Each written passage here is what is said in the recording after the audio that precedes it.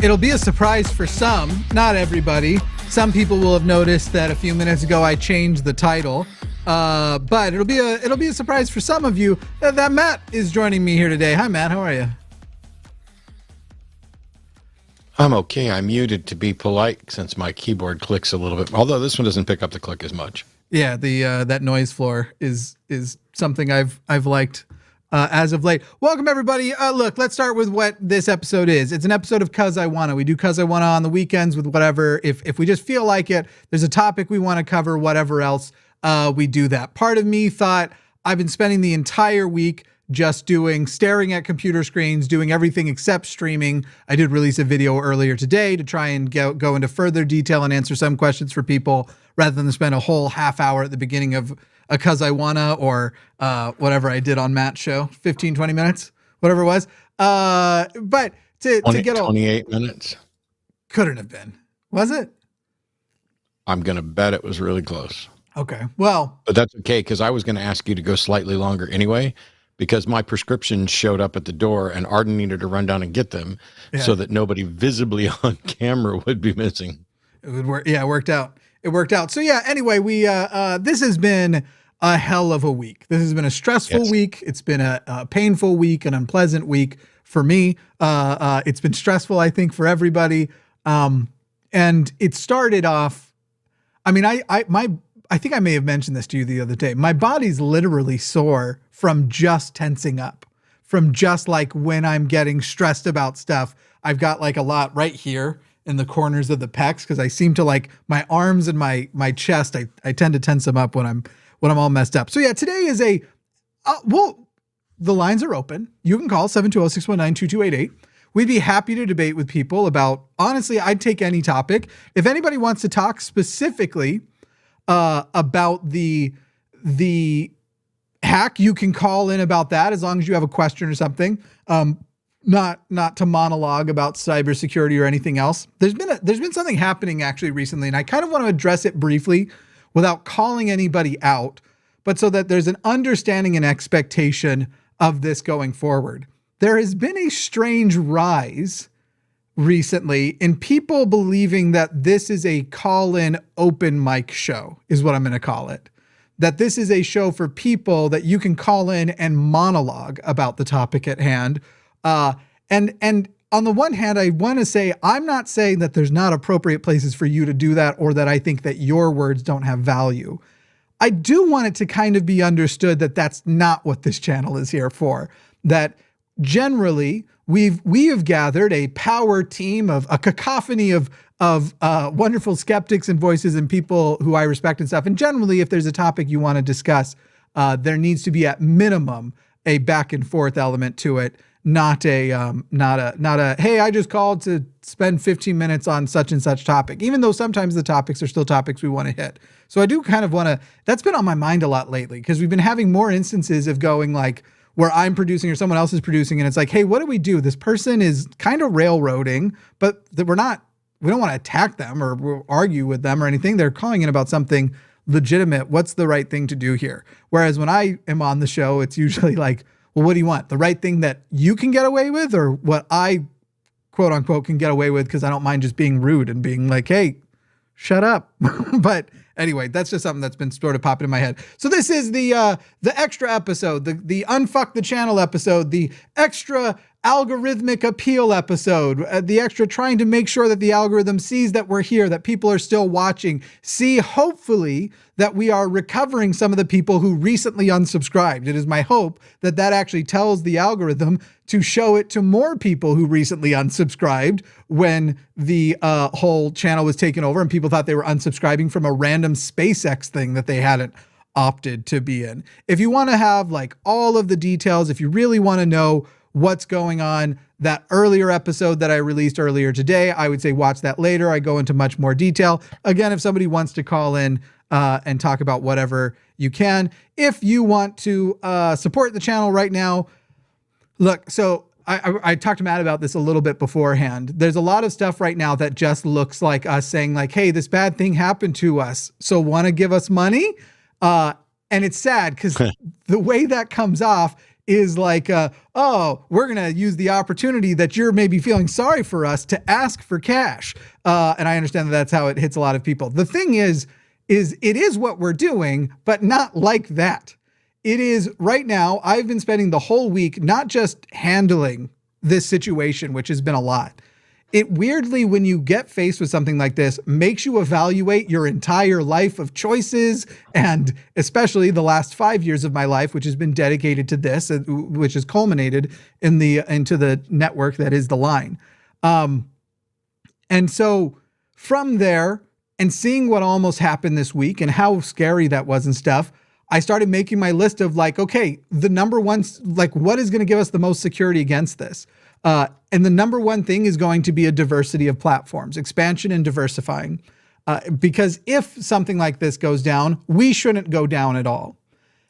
And that's going to take a lot. It's going to be expensive, unfortunately. And it's some of the stuff is still the way in which we were growing was naturally going to happen eventually. And if anything, I'm just trying to speed some of those things up because we need more staff, we need more equipment, we need more production, and we need to be able to be in more places, which is going to be better for the channel overall. And after a certain point, we'll have invested all of that money, and then it'll be returned by the fact that the channel will be, I assume, doing very well after all of that. I currently am working on and when I say working on, I mean, we're in one of the phases, we're doing one of the things, delayed though it was by this week, a 6-month plan of development for the channel that was already in place before this happened and now is being adapted a little bit.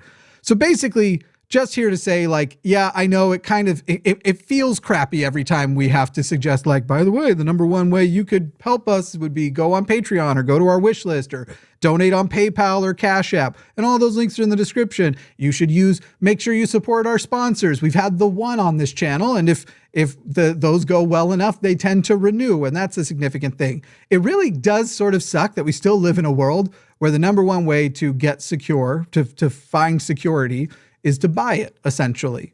And so there's different types of security, and that's what we're talking about going forward. But anyway, as I said, you are welcome to call in. We'll be talking. We have new shows launching. Very, very excited for that. For example, somebody in the live chat just asked Matt whether or not Dave Warnock will be on anytime soon. Not only will Dave Warnock be a guest on a couple of shows between here in the next 3 weeks, there will be, after that 3 weeks is over, we'll get to May 16th, where Dave Warnock's show called Dying Out Loud will be launching, and every Tuesday here on The Line in the current slot where HOSTility is. HOSTility is moving to where yet, we're not sure.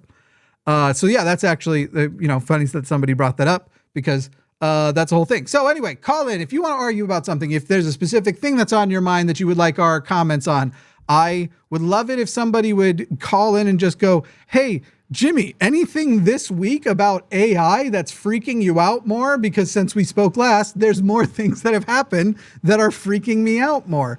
Well, whatever the case, whatever the topic, whatever the question, we're going to do this. We'll take calls for a while. And then, as usual, end out the show doing super chats. And again, as a part of this week's recover the revenue that was lost, not just from the 2 days of not having shows, but also then from the algorithmic hit. So that's another way if you want to support, we will be doing super chats here at the end. But we'll go ahead and get started since we've got at least one call here waiting for us on the line. We're going to talk to Sean in California. Sean in California, you are on the line. Hey, Matt. Hey, Jimmy. Thanks for having me on. Big fan of you both. Awesome. My question, and I'm going to try to be succinct because it's a long story. I have a dying father who's in the hospital.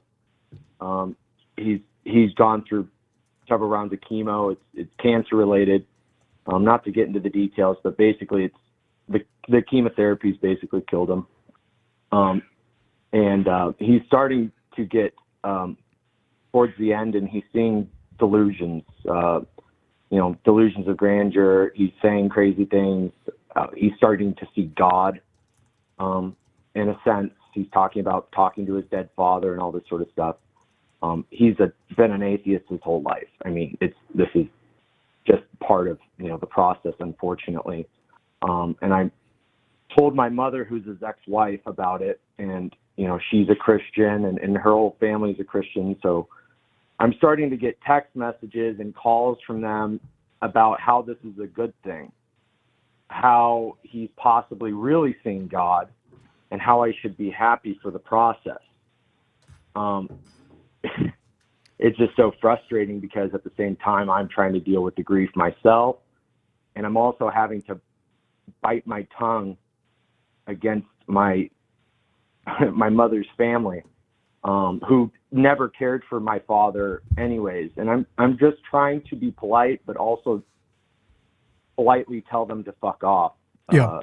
Pardon my French, but I don't know, I can read text messages from them, just with the whole thing. I don't, know what the best way to go forward on it. If I just ignore it, I really would like to tell them to leave me alone, but I'm also trying not to alienate everyone. I'm just in a bad place. So I'm just looking for, honestly, just someone to ask, talk to about this. So Sean, again, I think there has to be a middle ground where you can say to them like, hey, listen, I get that that's the relationship you're having with this information. It's not the relationship I'm having. And I'd really prefer, like, you're putting me in a weird spot where you're saying things I don't agree with, but I don't want to be in a position where I'm feeling inclined to argue with people while I am pre-grieving or actively grieving, or whichever, the death of my father. Like, it seems to me there can be a way to say, like, look, if you respect me and I respect you, we can not do this. Because at a certain point, I know I would break and I would start arguing back and go, cool, well, my grandpa, as he was dying, kept thinking he was seeing a tiger, and he was Christian. So, should I start entertaining the idea that maybe he was really seeing a tiger in his last days of life as he was losing his brain and losing his mind? Right. And the fact that specifically the hallucinations he's having, even if he wasn't a believer before, which I imagine he probably was, but even if he wasn't, the fact that he's having ones. Not. What's that?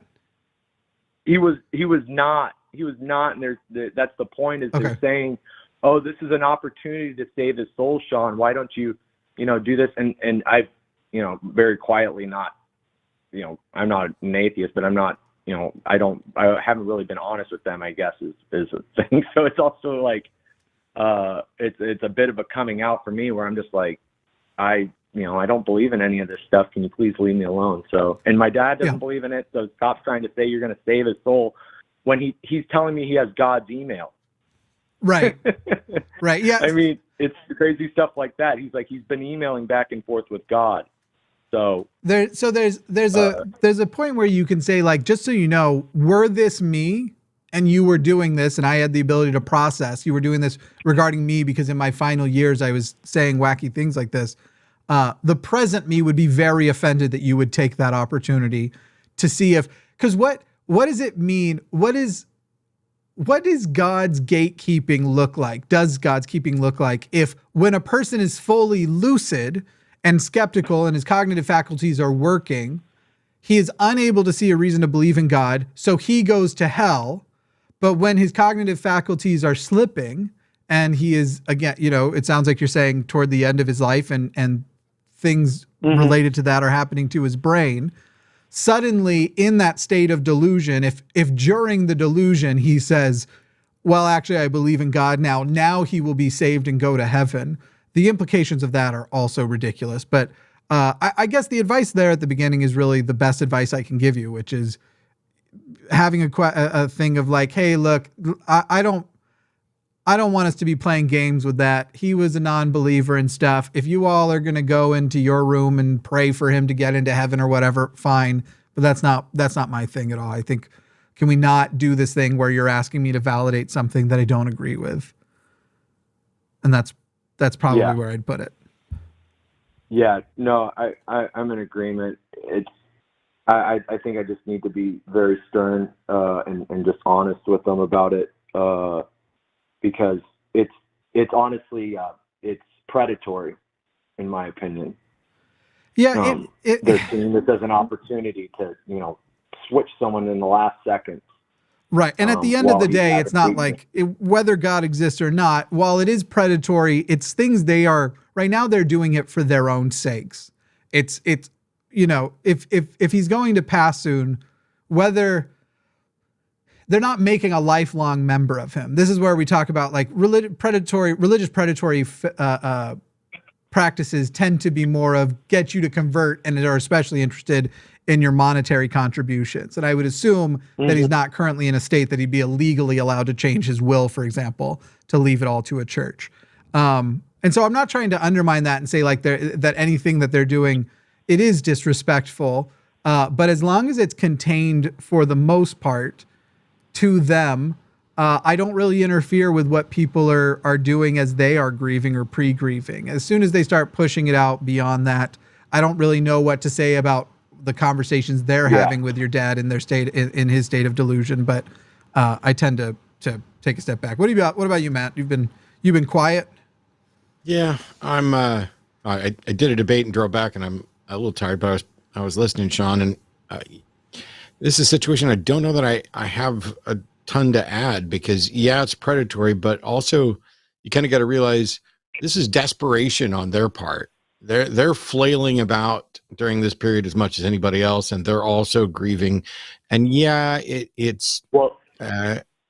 I'm so sorry ahead. to cut you off, Matt. I know how much you hate that. I've watched plenty of your stuff. I'll live. Honestly have hated him this whole time. They hated his guts. My mom and him had a horrible divorce, and now they're coming out of the woodworks to try to say, hey, let us stop by the hospital so we can pray over him and try to convert him. So I apologize, Matt. I would say no. If you're the one that actually gets to decide who's going in there, some people like, I don't care. You know, my dad and I don't agree on religious stuff. He was just here the other day. If he was in the hospital and in this condition, and some atheist wanted to come in and debate him, I'd be like, abso-fucking-lutely not. Yeah. So, I mean, if you're the one that gets to decide who goes in, and they didn't like him, and they're trying to, predatory leeches on behalf of their religion, I'd just tell them no. But you get to do you. Yeah. Yeah. No, it's just they're forcing their way in. I'm having to fight them back. So it's just hard.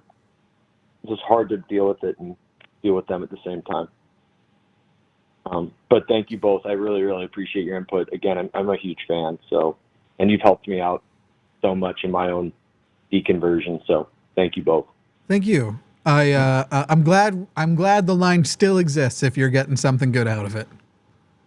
That's for sure. Absolutely. Yeah. Absolutely. Thank you, guys. Thank you, Sean. I really appreciate your time. Sure. Thanks.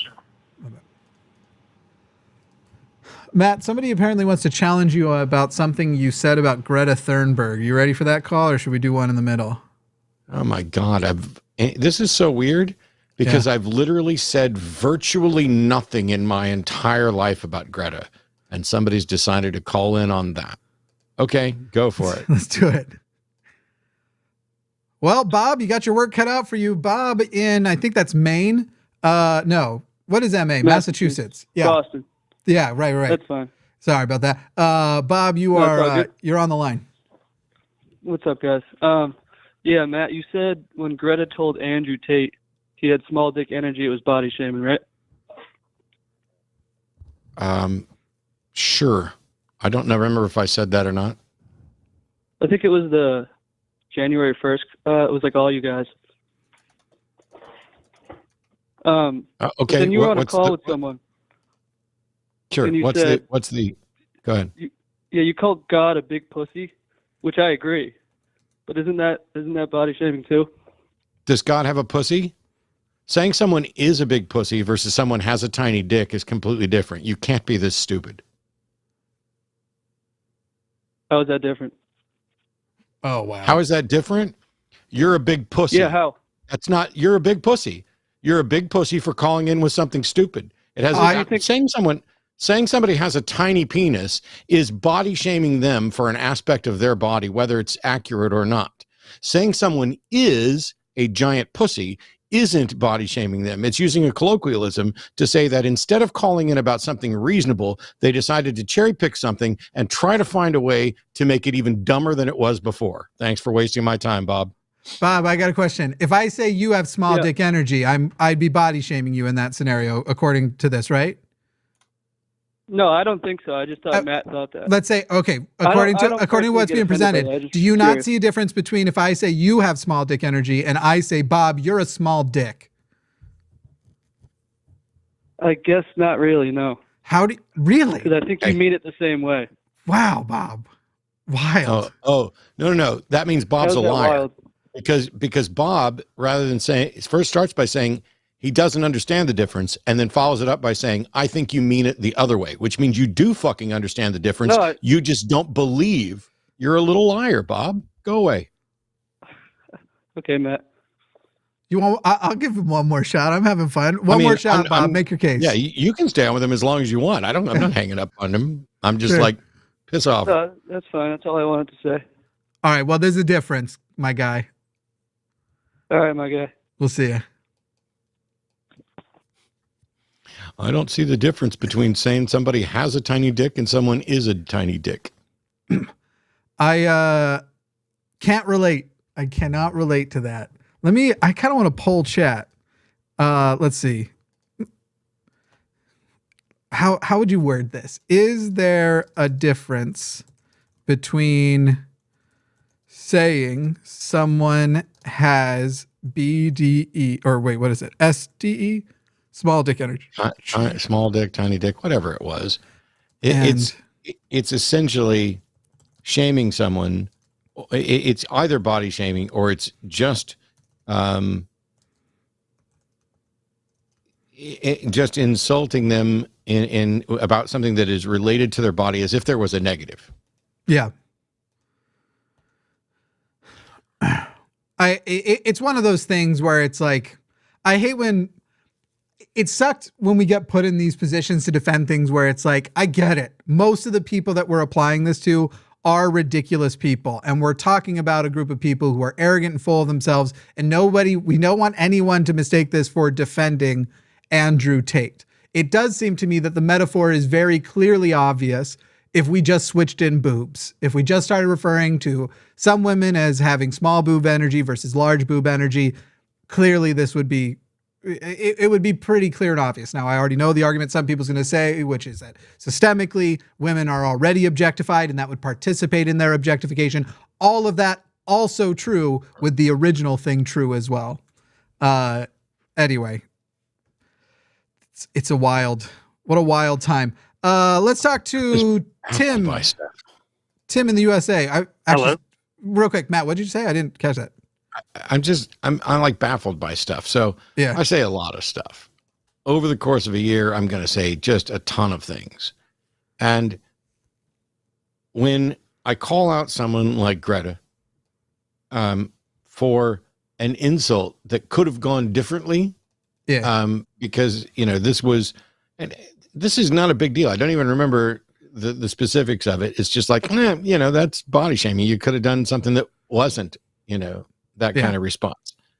And then then what kind of person not only sees that, but then remembers another call where I called God a big pussy. God isn't even a human. Yeah. God does. I'm getting ready to do a video because there's this absolutely terrible argument that Jesus was transgender, and it's just bad at it's not even probably what you think when you first hear that, but it eventually gets to probably what you think. And it's just terrible. And I'm going to do a whole video about it, but God, there's no reason to think that God has a gender or has a dick or a pussy or unless you're Mormon. Anything. I guess if you're Mormon, who the hell knows? But then to call in and be like, I want to challenge Matt on this thing that he said about Greta. How is it wrong for Greta to say this to an actual fucking human person? Yeah. And for you to use a different attack against a fictional non-person. Yeah. It'd have been different if you'd said God had big pussy energy. Yeah, I'm probably on a mild. I'm both tired, but I'm probably on a mildly shorter fuse because I went to. Let me just run through this real quick because Tim, we'll get you in a second. My apologies. Yeah. I went to DebateCon 3.1. It was fine. It was weird. The very first debate of the day was two atheists who are religious of some type. One of them is, I think, invented their own religion, and the other one is a Satanist, debating whether religion has done more harm than good, which, no offense to the two of them, I didn't get to hear much of their debate. I'm sure that it's fine. That's a stupid debate topic because religion is too broad of a term. If you say religion has done more harm than good, are you talking about Christianity or secular humanism? Are you talking about Presbyterianism or Satanism?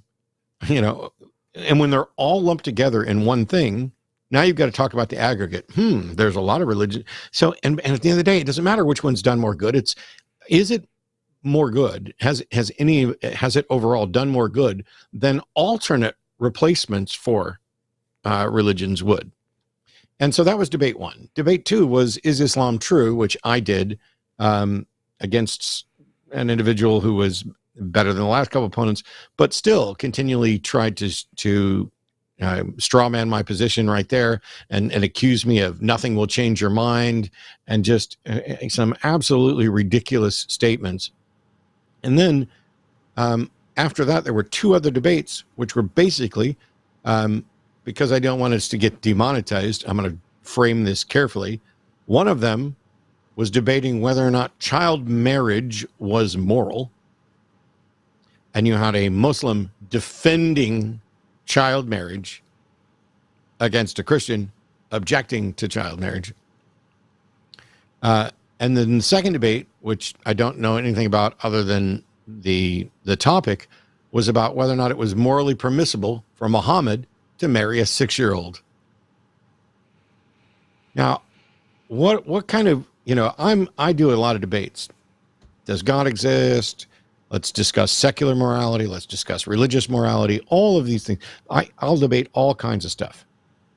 I'm actually going to be debating at DebateCon 4, I think, the Muslim who defended child marriage today. He's desperate to debate me, and it's a payday. And let me just say it now. Debating Muslims is the easiest thing I've ever done. Go ahead. Come on, Muslims. Bring your arguments. Come at me. But it's the easiest thing I've ever done when it comes to debates.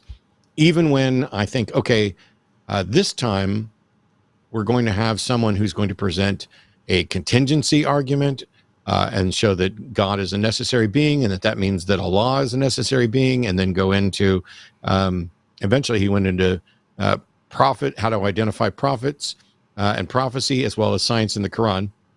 I was like, hooray, we're going to finally get some philosophy, some sort of argument. But we didn't. I swear, I'm not trying to be a dick to this young man, but it felt like somebody went and watched 10 questions atheists can't answer about Islam and 10 things that are scientific in the Quran, and then didn't bother to watch any atheists respond to that stuff because that was the full extent of it. And every time I asked a question to dig deeper into what sort of sound epistemology he might point to verify his position, there was nothing. There was nothing there. There was nothing of substance. And then it started in with the attacks. It was really a strange day. But yeah, I've already said it like 4 or 5 times, so there's no sense in denying it. So far, my experience with Muslim apologists is that they are at an obvious, identifiable lower tier than Christian apologists on average. I'd love to get you, I mean, you wouldn't do it, I don't think, at this point, but Reza Aslan would be fun to watch you debate, I think. Because he's an intellectual and somehow a Muslim. I don't know. I don't get it. Do you know who, you know Reza?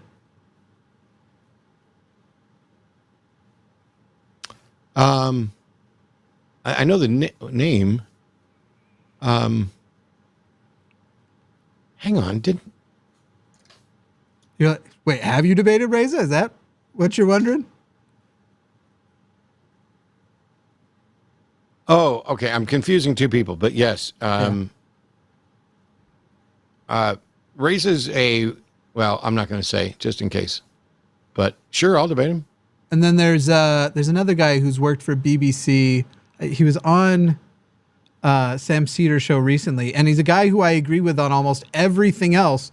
But years ago, he sat down with Richard Dawkins, and he was meant to just be being interviewed by the guy, and the guy had mentioned being Muslim, and at some point, Richard asked him, so do you believe that the moon was cut in two and Muhammad went off on a winged horse? And he was like, yeah, I do. I don't know how it worked, but I do believe that. And it's wild that to have that level of, it's like believing in Mormonism still. The reason I mentioned Mormonism earlier is because in Mormonism, God does have a physical human male body complete with a penis. Like it's a literal, and has sex with it, for the record. Like it's a whole can of worms. Anyway, now that we have that on, Tim in the USA. Tim, you're on the line. Hey, how we doing today? Well, it's better than it was yesterday, I guess. I'm happy with how that you guys got everything started back up again. Mm-hmm. First off, I want to thank you guys because, like, generally early on, I've kind of always considered myself very agnostic, very open to a lot of things, and just kind of listening has really kind of just reaffirmed that nothing wrong with being an atheist, happy to be an atheist, and kind of like just really put a lot of thought forward on that. But last week I guess it was last week, you mentioned we were talking AI, and I put in a super chat, and it was saying that nursing in the next 20 years is going to be gone to AI. Yeah. So I'm talking from a place, I'm a registered nurse. I'm actually a nursing administrator. And my hospital recently brought a group in, and one of our units is generally you'd take about one nurse for 10 patients. They are already, just within the past week, came in, okay, we're putting a new system in. The new system is going to be able to take the load to where we could take it down to one nurse could now work 20 patients. We're changing the med passes to where they no longer have to worry about how to collect the medicines. Everything's going to be ready to go, machined, and everything's set that way. And there's always a typical thing when you're a patient in the hospital. You hit the call light, someone answers you, like, what can we do for you? You tell them. They give a call to the nurse, send them your way. To where that's actually being taken away, that position's being taken away entirely. And now it's all going to be an automated system that literally just sends text to the nurses when it's time. So, or when they get a call. So it's happening at a much more disturbing rate than I would have even imagined. Yeah. Yeah. So this is, Matt, you weren't here for the episode, but I'm sure you've seen people asking more about it recently. I apologize. I know I got distracted for a second, but I feel like I missed something. Like when he got to the end of what he was talking about, I don't know what we're talking about. No, I think he was more of setting up a conversational topic than asking a question. I had on an episode of Cus I Wanna mentioned that AI is going to replace everything, every job. And then we basically subsequently took calls of people disagreeing with me. And it ended up being the whole show. And it ended up being one of the most fun shows I've done in a while, despite the fact that it was, there was some pedantry at work. And so Tim is talking about the speed at which things are going to happen, or it's already happening, and it's happening faster than people expect. And I had mentioned I want someone to call in and mention AI because I've got a couple of things I want to bring up about it. I guess before Tim and Matt, I'll start with Matt. Do you ever listen to music by The Weeknd or Drake? No. I didn't expect so much. Tim, what about you? The Weeknd, yes. Drake, no. There's a song that was released this week that was created by AI, sounding like Drake and The Weeknd. And it, first of all, is a good song. I mean, if you like the genre, it sounds indistinguishable from them. And again, it's an AI created thing now. And so now we're getting into conversations about, are you allowed to do that? Can you just do that and release it and not have to pay the people whose quote unquote likeness that you are taking? Because you could defend that if a human did it, it's impersonation. And so it's actually a human prompting an impersonation. In the same way that someone could come whisper in my ear to do my bad Donald Trump impression or whatever else. There's all the conversations that are beginning about what as AI starts to invade our personal lives and our business lives and stuff, what restrictions do we need to put on it? And legally, if the goal is to make music that people like the most, it's going to be better at that in short form. It's already pretty good at it, even emulating the voices of other people. And I mean, it's like, I don't know how much of, I was going to play it, but I shouldn't, because it keeps getting taken down because they don't know. They don't know whether or not this is violating some sort of copyright or some kind of law. YouTube doesn't know, Spotify doesn't know. And that's what's happening in music. When it comes to the type of hack that happened on this channel, apparently, if you aren't actively working against it, it's probably just a matter of time. And I had mentioned this a while back. I actually tweeted about a few months back where I was like, is there any reason we should assume that all of our data that still exists, like on Facebook messages or WhatsApp messages or anything, won't eventually just be stolen? That all of our data will eventually be exposed to the world? And all these people said, no, that's not going to happen. That's not going to happen. And now we're facing a hack, a type of hack that is hitting some of the biggest channels on the planet. Linus Tech Tips, 15 million subscribers on their main channel. They have tons of other platforms. They are a technology channel, a security channel. They do tech security as well. They have hired specialists in cybersecurity because they have a huge staff. This is a company worth well over 100 million Canadian dollars, which is at least $50 in American money. But this meant to be funnier. Anyway, they are a huge company, and they had this same hack at the beginning of the year. And as far as people can tell, the reason why these things aren't able to be preemptively resisted is people are using AIs to change the signatures of them. The way we stop Trojans are because Trojans have some type of signature. And once they locate a Trojan and they go, okay, this was doing this thing, they take that signature and they identify the signature before running it. And that's how they stop it. And there's basically no way to do that now because these signatures are coming up like they're legitimate applications or like they're other applications. They'll mask themselves as a PDF while actually being an SCR file, which is the Windows screensaver file, which apparently can do lots of stuff as a screensaver. It can run almost the same as an executable can. No, it's not. It's not a screensaver. It's using SCR, which used to be screensaver, but it's actually a script. It's a script, yeah. My understanding was the reason it can do so much is old screensavers used to actually do literal like 3D rendering, and it might go take like data from the weather or something for it. That was on a video I was watching this week. That's why it has that amount of permission when it runs. But you know more about programming than I do, I assume. Anyway, it is. We are getting to a level of just super fucked. And the thing that I don't think anybody is anticipating is how soon it's coming. And I'm going to tell you this right now. We're a few months away from big time fuckery because of the 2024 election. The amount of deep faked that are entirely convincing and virtually, right now, deep fakes are getting a lot better very fast. It's already happening, by the way. I've already seen at least one video of Biden supposedly like speaking very conspiratorially about ways they're going to, and people in the chat where people are saying, this is fake, this is a deep fake, this is fake, are getting argued with by people with apparently legitimate accounts, especially since, remember, Elon got rid of all the bots. I'm sure none of them are. Anyway, it is, I think that the disaster that is coming with AI will actually begin around, there's already bad stuff happening, but I think it's going to get huge between here and the 2024 election. And then as far as starting to put people out of work and stuff, like you said, that part's also already begun because they're figuring out ways long before they figure out how to take away everybody's job. They'll figure out how to take 100 people's jobs away and let one person run it. Kind of like what you're saying as the nurse. Yeah. And if you do that in every single sector of the economy, there isn't places to push people to. It's not like past innovation where it was like, yeah, maybe we had, less need for individual farmers, but because of more farm gear, we needed more farm technicians and that created a new sub economy that they were able to all go to.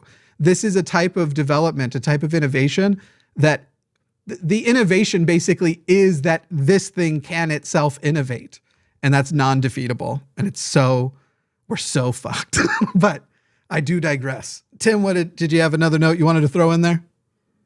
No, yeah, I mean, honestly, on that, it's kind of the whole thing where they're even redefining jobs and whatnot. Once upon a time, my job would have been worrying about staffing and worrying about payroll, things like that, and they've actually started twisting my job off to, now my job is chart reviewing. My job is auditing things across all our patients' rooms and and on the pharmaceutical end, what's being given, or anything that's an outlier, and actually rounding on patients, double checking on patients, making sure that all that's being cared for at the same time, to where even the administration's getting back to the floor and the entire thing's being changed up to, by the way, we don't need all these nurses now. You're the nurse now. We don't need any more nurses than that to get by. You're not, like, I'm not even doing anything.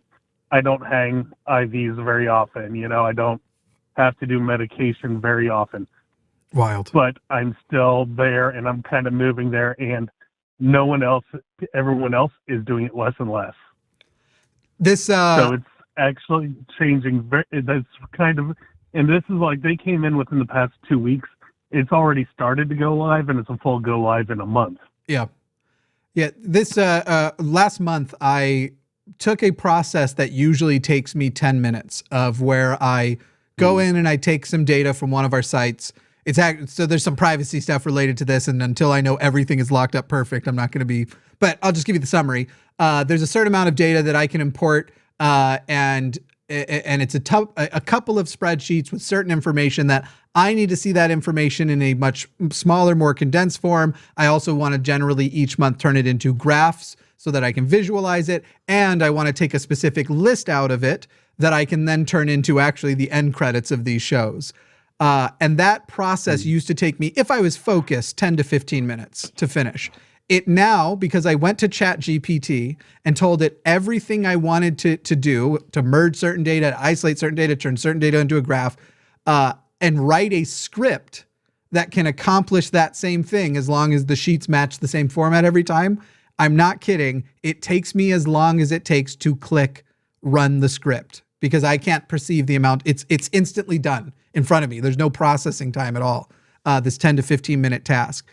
And look, as somebody who's in a supervisory position at a company, I obviously, when it comes time to be able to say to AI, like, hey, here's the video I'm putting in, please clip out any times where I like made a mistake or I retook something or whatever else, like give that instructions. Yeah, I'm going to be taking parts of the job away from editors and expecting the editors to then put those jobs in other places. There's not, on the individual level, when you're caught up and you're not at the level of a government or at the level of the head of $1 billion company or whatever else, there's not really a lot you can do. And if you don't participate in the development, you will just be left behind and forgotten, and your company will fail. And there's not going to be people who are going to pay a premium. Enough people to pay a premium to see a physical nurse instead of one nurse less often, but AI handling a lot of the tasks. It's a really shitty position. Mm-hmm. Yeah, they're talking about kind of like those little like specialty nursing positions, just like you just defined, where it'd be at a premium right now as well. They're currently talking about that at the same time. So you just nailed another one. Yeah, I mean, there already are people who get paid to basically be personal nurses for maybe just one person or for a couple of people. That job will stick around. We're talking in a different level there. Right. That job will stick around a little longer than the other ones until the robots can convince you that they're humans, which isn't that far off. Yeah, either. Like, I don't know if you all watch Boston Dynamic robots do parkour, but that combined with a good convincing language model.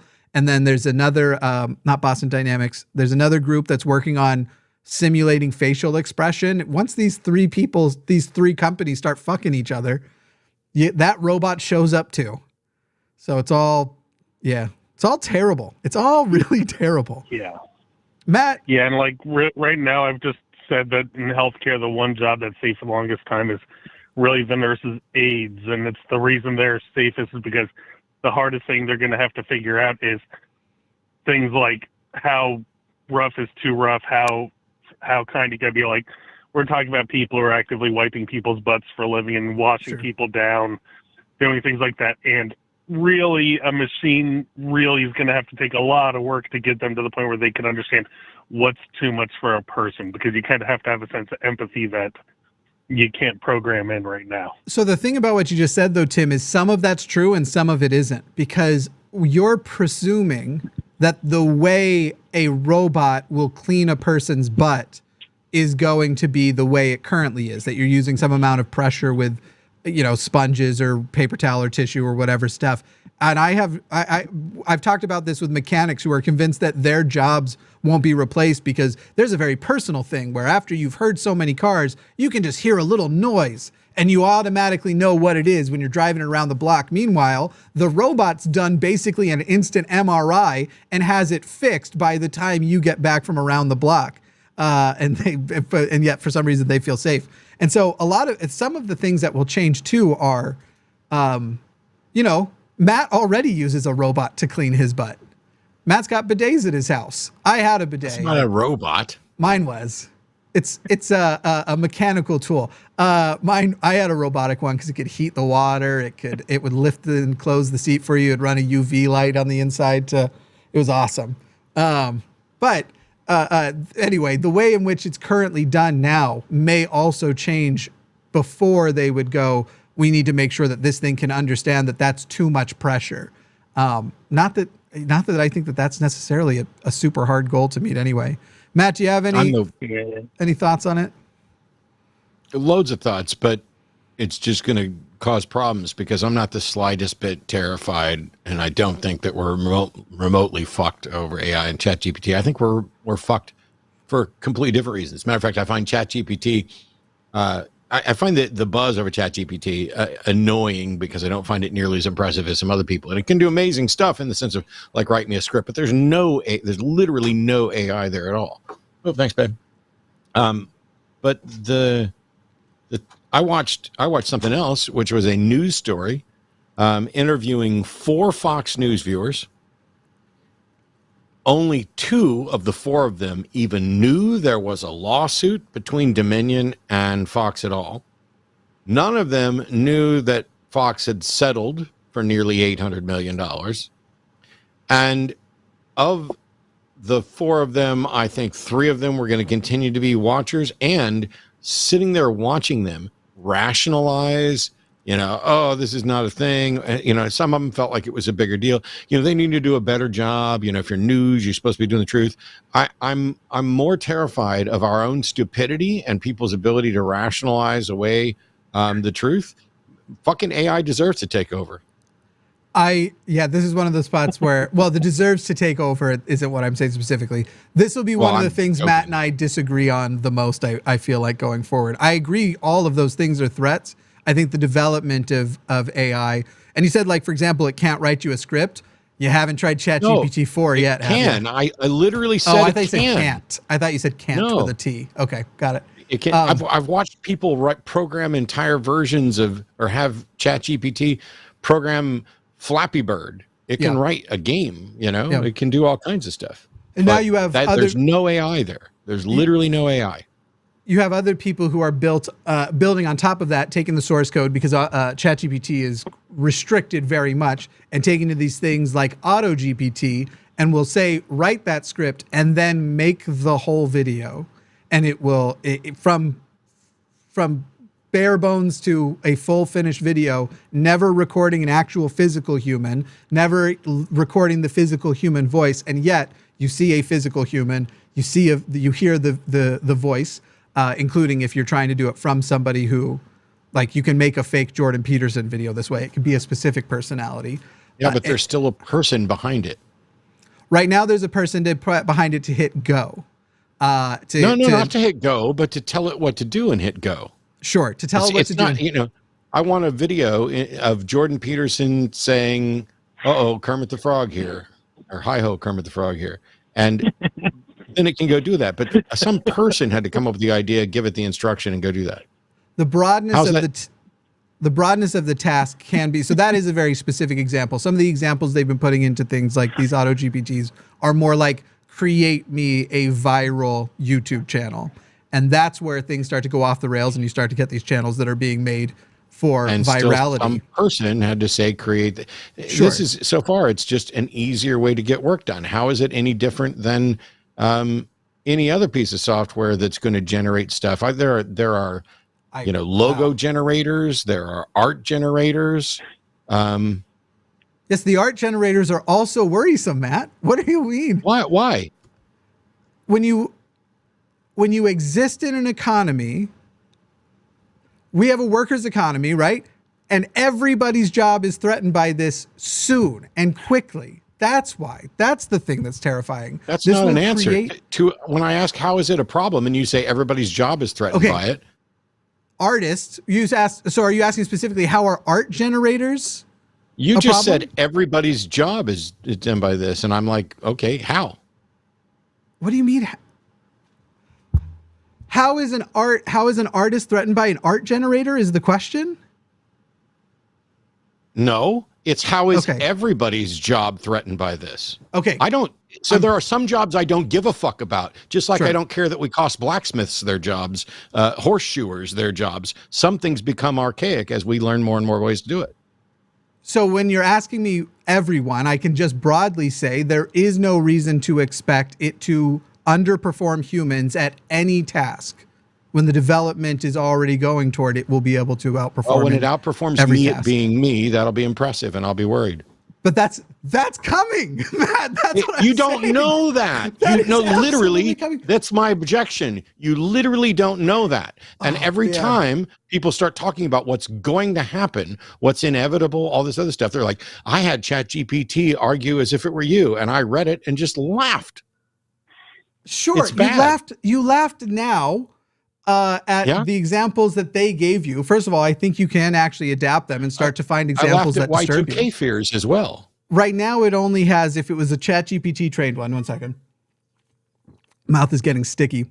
If it's a ChatGPT one, right now it's only trained through information from 2021. Hasn't necessarily listened to and scripted all of your videos, but there are lots of AI experiments where they have been doing that with individual cases. And for example, they are creating clones of loved ones that will be a memory thing, which if that's how, as it came, if that's how it was just after the case, that would be fine, wholesome, and sweet, where you'd be able to go talk to your old dead loved one. It would have some amount of memories, be able to talk to you like it's the other person.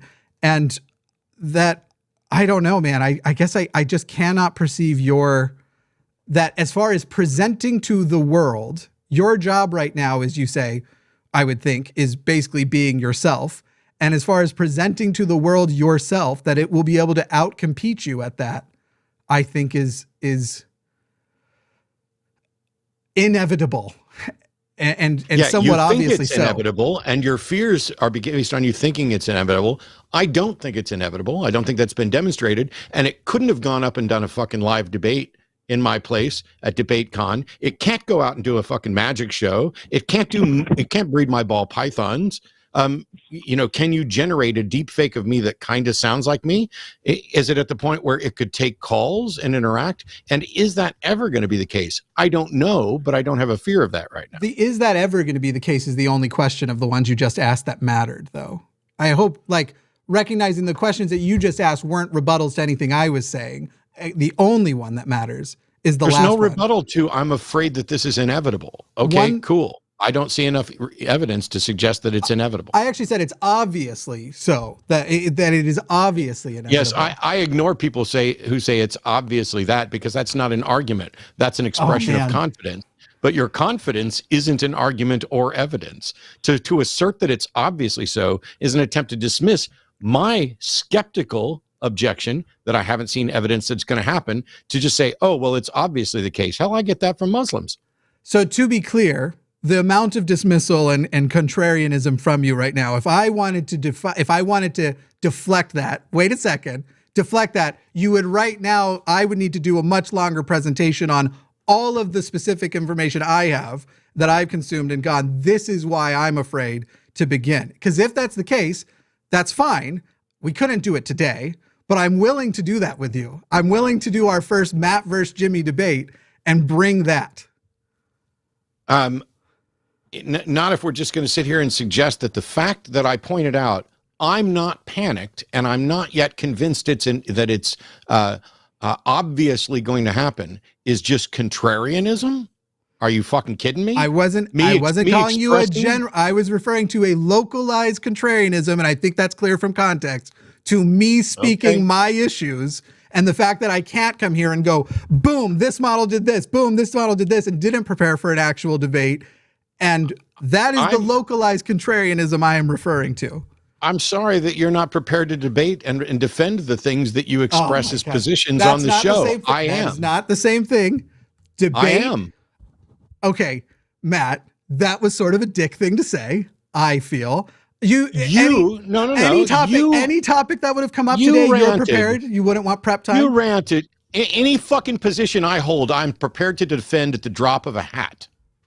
There's no way I'm going to come on a show and rant for 10 minutes about how I'm terrified of X and not be willing to defend it when somebody says I'm unconvinced. Without prep time, and when your opponent is basically saying I'm going to need, or demonstrating that they're going to need a number of in-depth examples, you'll be ready at the drop of the hat with any topic. That's first of all, then you're a superstar. I didn't say that if my opponent sets terms of examples, I said that I hold positions and talk about positions that I'm willing to defend at the time. It's a call-in show. You said, I'm sorry, you're not ready to debate or defend. Years. You said you're not ready to debate or defend. I'm not going to appeal to large platitudes of, for example. No. Because now people in chat are doing the Matt thinks he's right all the time. I literally have done nothing but say I'm unconvinced of the panic that Jimmy has. Yeah, I don't need people in the chat to take sides, by the way. You don't need to defend me or anything. Matt and I disagree about stuff all the time. We're fine. We'll be perfect friends afterwards. It's not a thing. Yeah. But for the person in chat who's like, Matt thinks he's right all the time, you know what? I do. And I am. And if you think I'm wrong, call in and prove me wrong, motherfucker. I don't know anybody who doesn't argue from the position of assuming that they are right, or at least that they have insight into why the other person's wrong. It's a weird thing to say. I also think I'm right here. I genuinely do. Yeah. I think that Matt has not consumed very much in the topic, and that's where his security is. And I think he will be annoyed that I just said that. I'm not annoyed. Please stop pretending you can read my fucking mind. You're bad at it. I was teasing you, Matt. My position is that I'm unconvinced. And part of the reason I'm unconvinced is because I haven't spent much time in it. That's it. Sure. Well, if you ever want to. You seem to have, see, now you've concluded that I just don't know enough, which is probably true. But the initial response was just absolute flabbergasted at how I couldn't accept the obviousness of this thing. And I'm like, that's not an argument. When you asked me the thing about how, I then said the thing it will take up everybody's job. And then you repeated how again, but you had said how after the art one. And that was the one that I thought was wild to ask. So I don't think, I don't necessarily say how it's necessarily going to cost, every art job. Because, there's still a person there that says, make me this art in this style. Yes. And in the future, it will only be the consumer is the problem. So if I have two options. I'm okay with that. If I have two options, I can hire a wedding photographer, or I can hire a wedding photography service that may not even need physical devices there, and it will create for me something more beautiful than can compete with multi-$1,000 wedding photographers for $10, whatever the price is going to be, and it's just the person putting it in. That's hugely a problem in this case, wedding photographers world, and is going to put a lot of artists out of business. So there's a wedding photographer that can come to your wedding who's AI. We're not talking about, I already said that we're not talking about what it can do today. We're talking about what it can go to now. There is already. Sure. I don't know how you can determine that's what it can do in the future. There are already photographers being replaced you see this across like the OnlyFans world, the sex work world, the cosplay world, these places where photography is very heavy for advertising, already being replaced. Services that people were paying for before either have now had to become cheaper or have gone away because people are just plugging it in, going, here's some photos of me on Instagram to reference, pop out something amazing. At the same time, there's other issues that are with that because they're also giving up rights to their likeness, but that's separate. But like I said, I'm not bothered by people who shoe horses don't get as much work. You're not bothered by what? Say that again? People who shoe horses don't get as much work as they did 100 years ago. Sure. The thing is that they built 100 years ago that they made for shoeing horses 100 years ago that put shoeing horses out of business does not also itself have the expectation to eventually be able to develop itself and to develop the next level of this is a thing that is created to innovate, be innovative first, and then innovate itself in all sectors. And now that means that your argument isn't so much that it could take people's jobs, but that it could replicate intentionally on its own to take more jobs. That will be one of the things that replicate intentionally on its own isn't wrong. It will initially be set as a, hey, here is a task we need to do. Here's how we do it. How do we improve that? How do we fix it? And as its goal, this is like what an auto GPT runs on, is to just find the most functional, least and most cost-effective way to do it. It won't care about preserving humans unless it is forced to care about them. And will thereby, yes, it will develop new ways to not just replace people in their current jobs, but also ensure that future jobs are going to be done better by AI as well. It'd be weird for it not to. Okay. I don't see that this is an inevitability. I also don't see that we can't add in the things that makes it care about humans, but also maybe it shouldn't. How do you know it's not sentient? I don't disagree. Well, sorry, you didn't agree with it. You said you don't see that we can't. I think we should add in the things. I think we should be forcing certain limitations. We simply aren't. We're not stopping the development of self-driving semi-trucks, for example, which that's the number one job in America right now. It is held by more people than any other job, and will be one of the first ones cut because the development of AI driving is going very, very fast. So you're going to have a crisis where some large percentage, I think it's something like 5 or 7% of adult men in the country are truck drivers. It's some big number I don't remember the exact one. When all of them are losing work rapidly, that creates a crisis, and it's not going to be just them. That's just one of the ways, one of the jobs AI is coming for.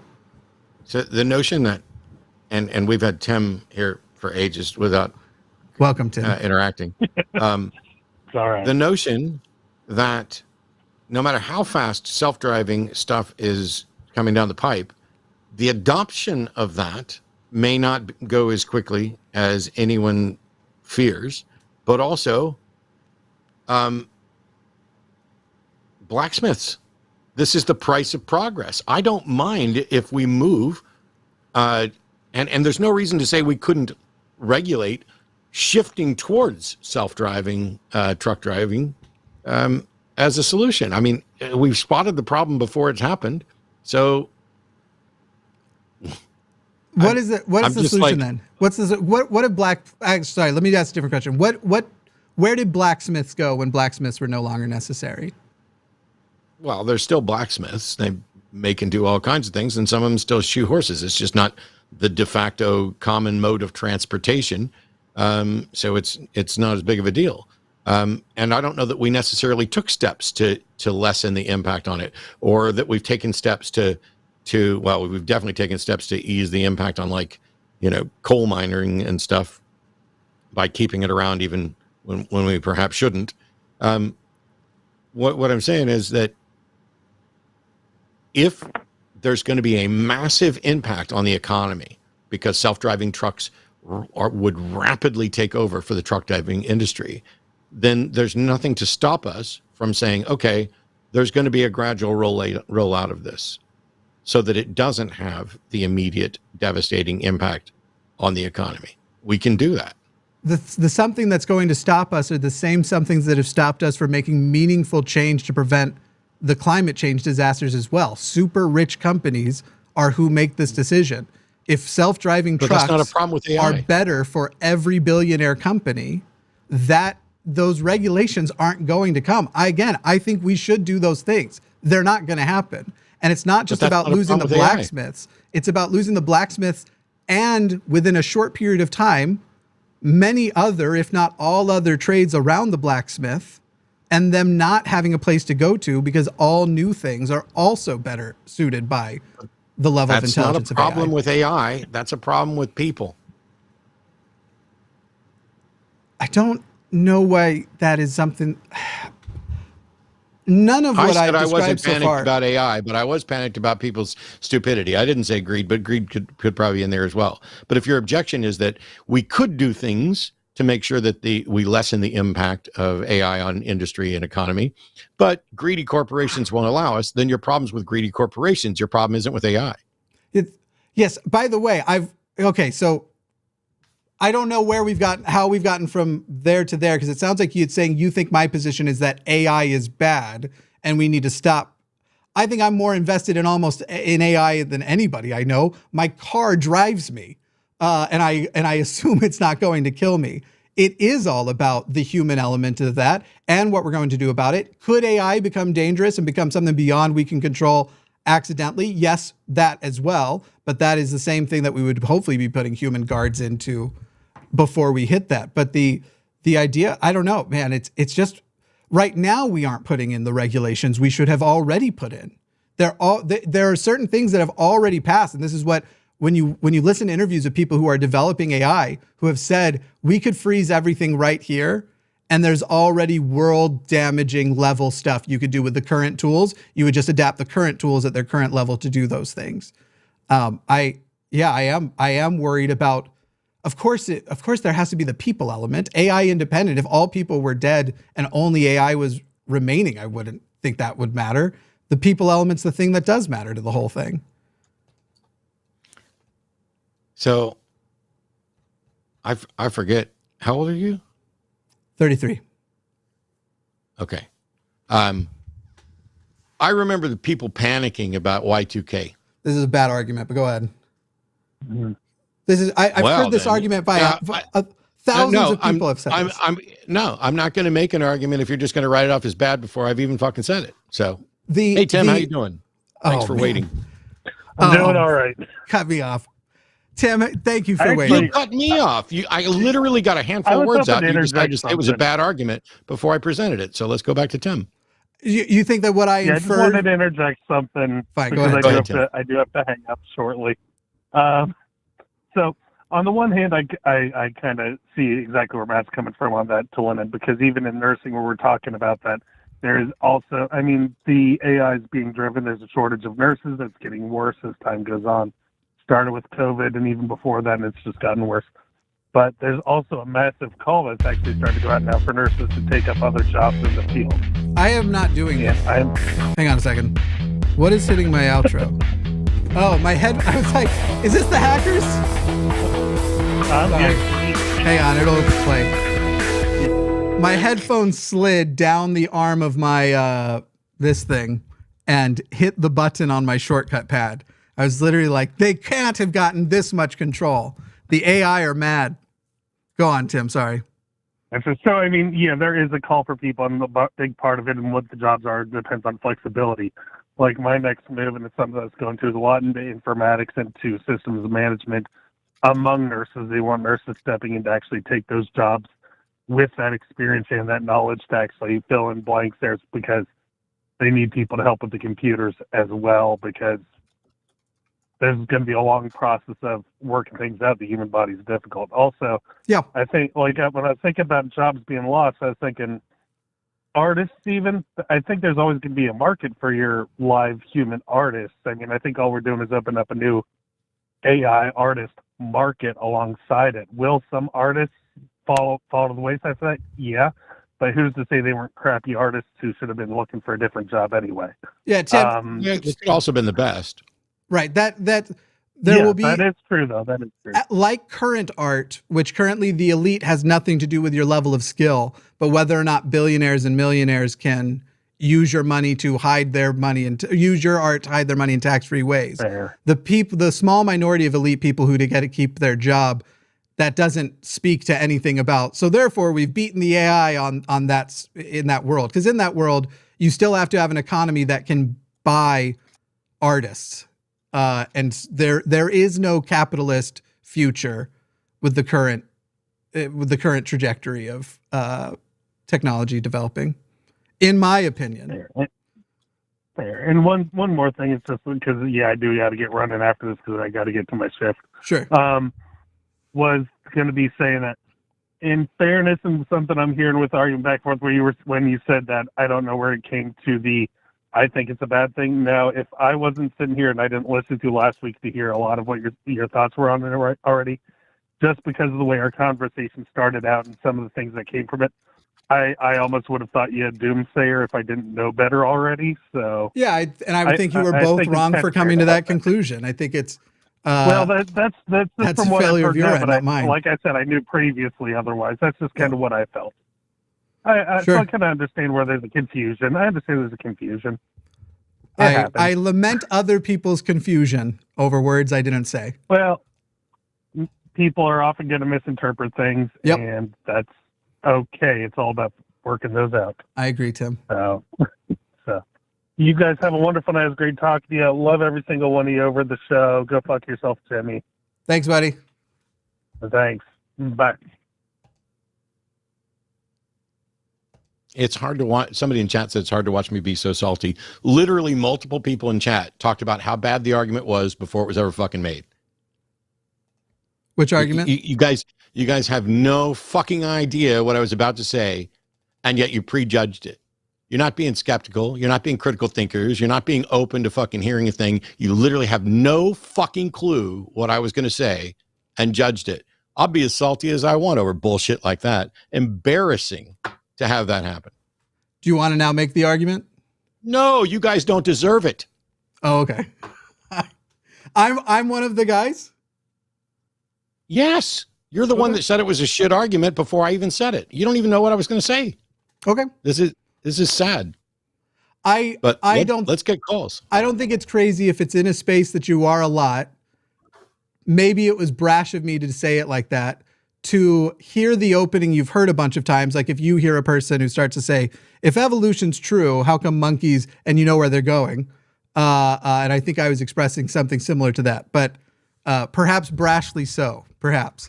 I'm going to ignore Mike on line 3 there until, for the moment, because I think you're wanting to push off of AI for the moment too. Well, now Matt's pushed away completely.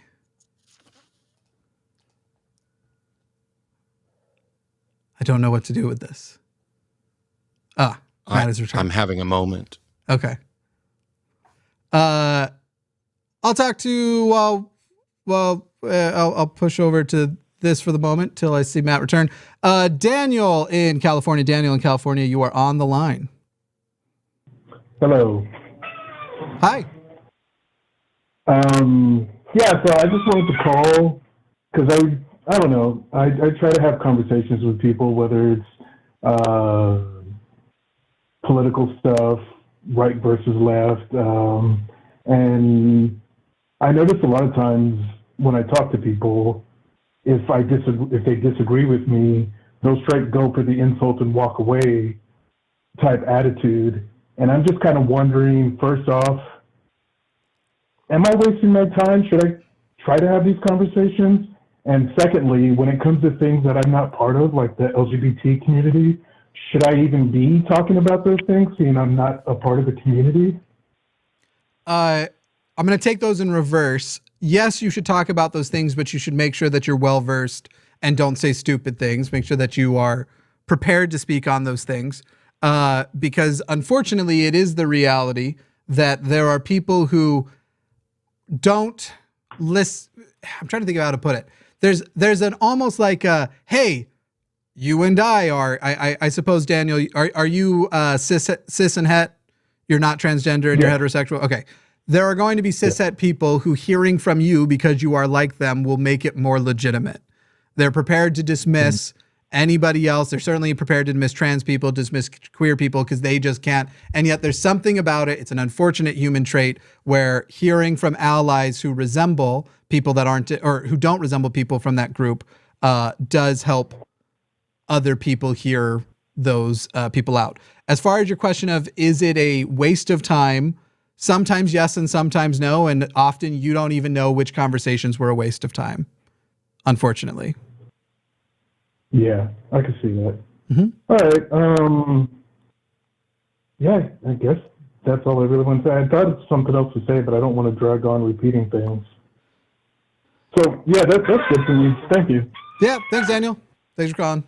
No problem.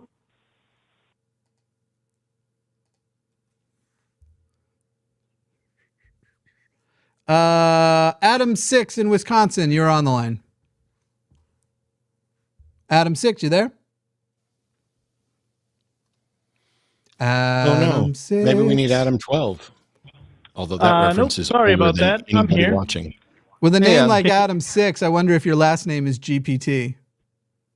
It most definitely is. Yeah, I knew it. What's up? So first of all, to your point about the AI and truck drivers, that was part of Andrew Yang's platform. He was saying that's the largest demographic of military-aged men that'll be out of work due to automation, and that could be a threat for the country. But that's not why I called in. I just wanted to point that out. But actually, I wanted to call in and talk to Matt. How you doing, Matt? Good to see that you're in good health. Thanks. Doing all right.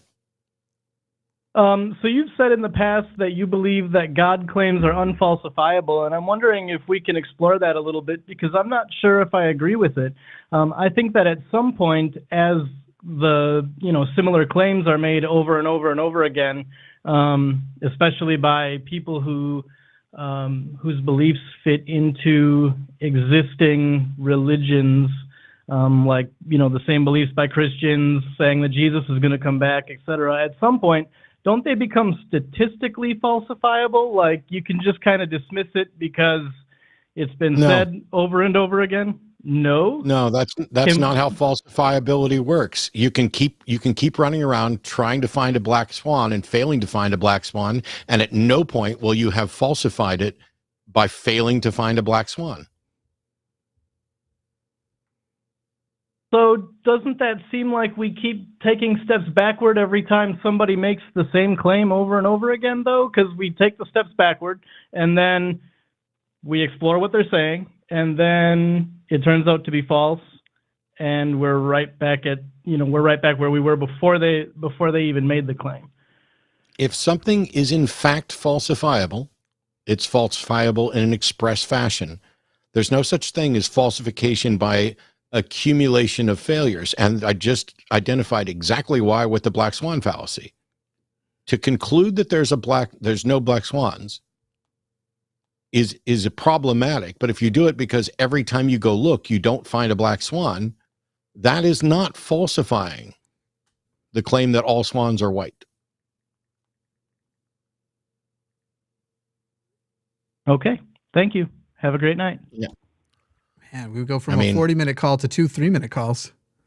It's like if I put 52 cards out on the deck, on the table, and you turn over a card and it's 3 of clubs, and I mix them around where you don't know they are, and you turn over another card, you can go on and on forever and never turn over a 7 of spades, but that doesn't mean there isn't one.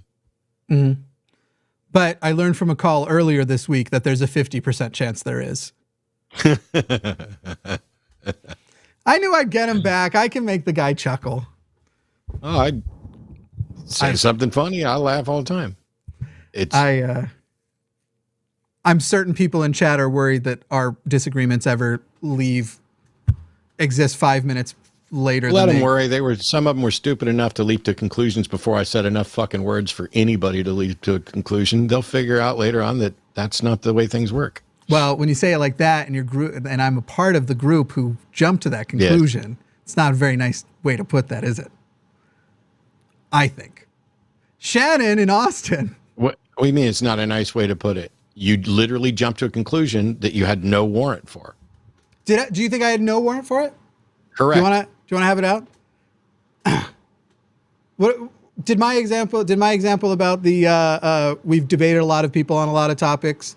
We sometimes know where often know where an argument is going, or with high probability know where an argument is going based on how a person introduces it. You don't feel that was present in this case? Well, I'm sure that you're convinced that's the case, but number one, despite the fact that I may know where somebody is going, I don't interrupt and say this is a shit argument before it begins. And number two, I'm not convinced that you knew where I was going. I've written it down here and can take a screenshot of it if you want to compare where you thought I was going with where I was actually going. Sure. I'll like I said before, the way in which I worded that was brash, and I probably shouldn't have. As far as where I believe you were going with the argument was probably focused on alarmism, because you were talking about Y2K and how we got a version of, there's multiple versions of it, not just Y2K, but the innovation of the car and others, that it would have had to have done with alarmism and all these things which were inevitable that didn't actually come to pass, and things that did come to pass we were able to adapt to, was my presumption of the direction you were going. Well, you're not entirely mistaken, except that I was responding to a specific claim that you have made, which is that we haven't done enough, and that that we haven't done enough is why you're panicked. And my point was that people said similarly before Y2K that we hadn't done enough, and that was true. And yet them saying we hadn't done enough helped us to do enough so that it didn't become an issue.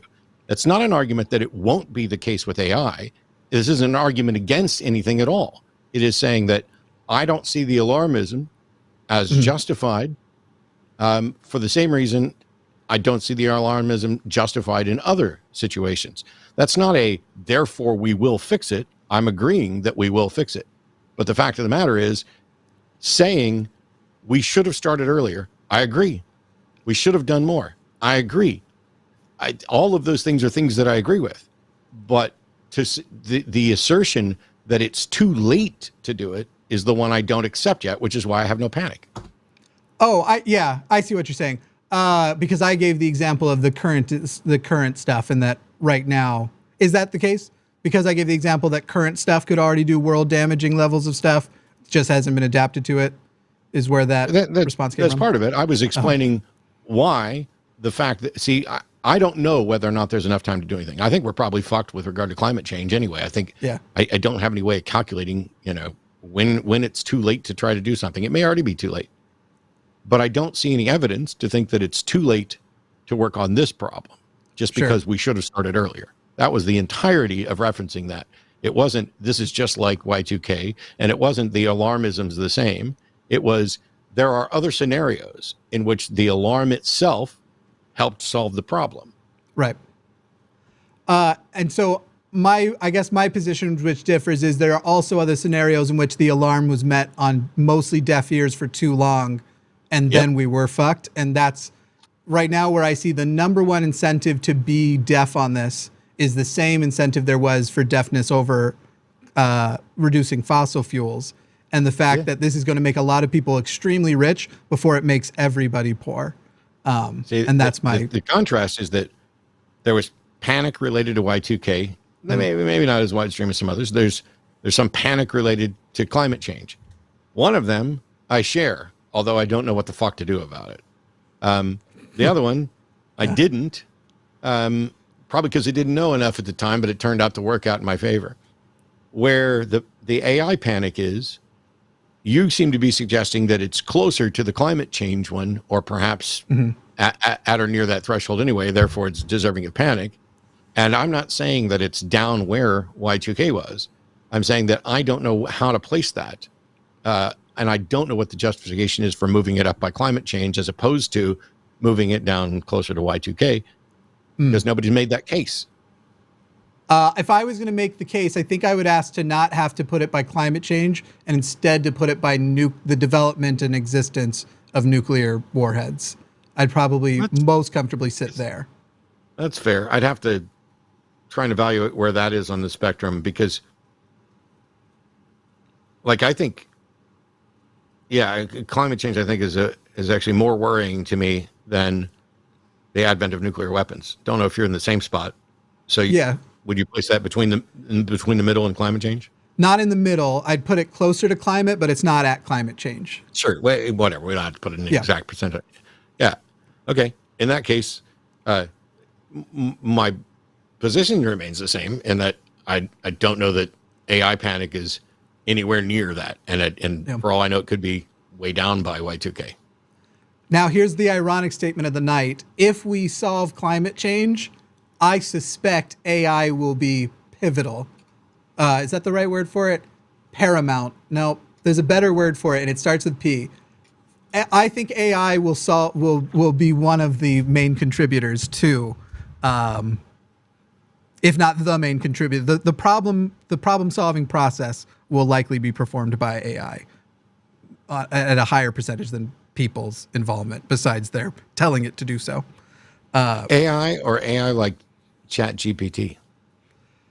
ChatGPT is, as you've pointed out, ChatGPT is, I don't agree with you that it's not AI, but it is, actually, let's take this call because this is going to be relevant to it, I bet. So Shannon in Austin, Texas. Shannon, that's where we are. And that's not your name. I put the wrong name on the screen. I'll fix it here in a moment. But Shannon, you are on the line. Shannon, are you there? Is this my fault that I can't hear you? No, I think it's not. Shannon! And Shannon dropped, so something was going wrong. So Shannon had asked what artificial and how we define artificial intelligence, which actually probably would have been most useful to answer at the beginning. Artificial intelligence is usually broadly categorized as basically you have human intelligence and you simulate it. And what simulating might be something that looks like it.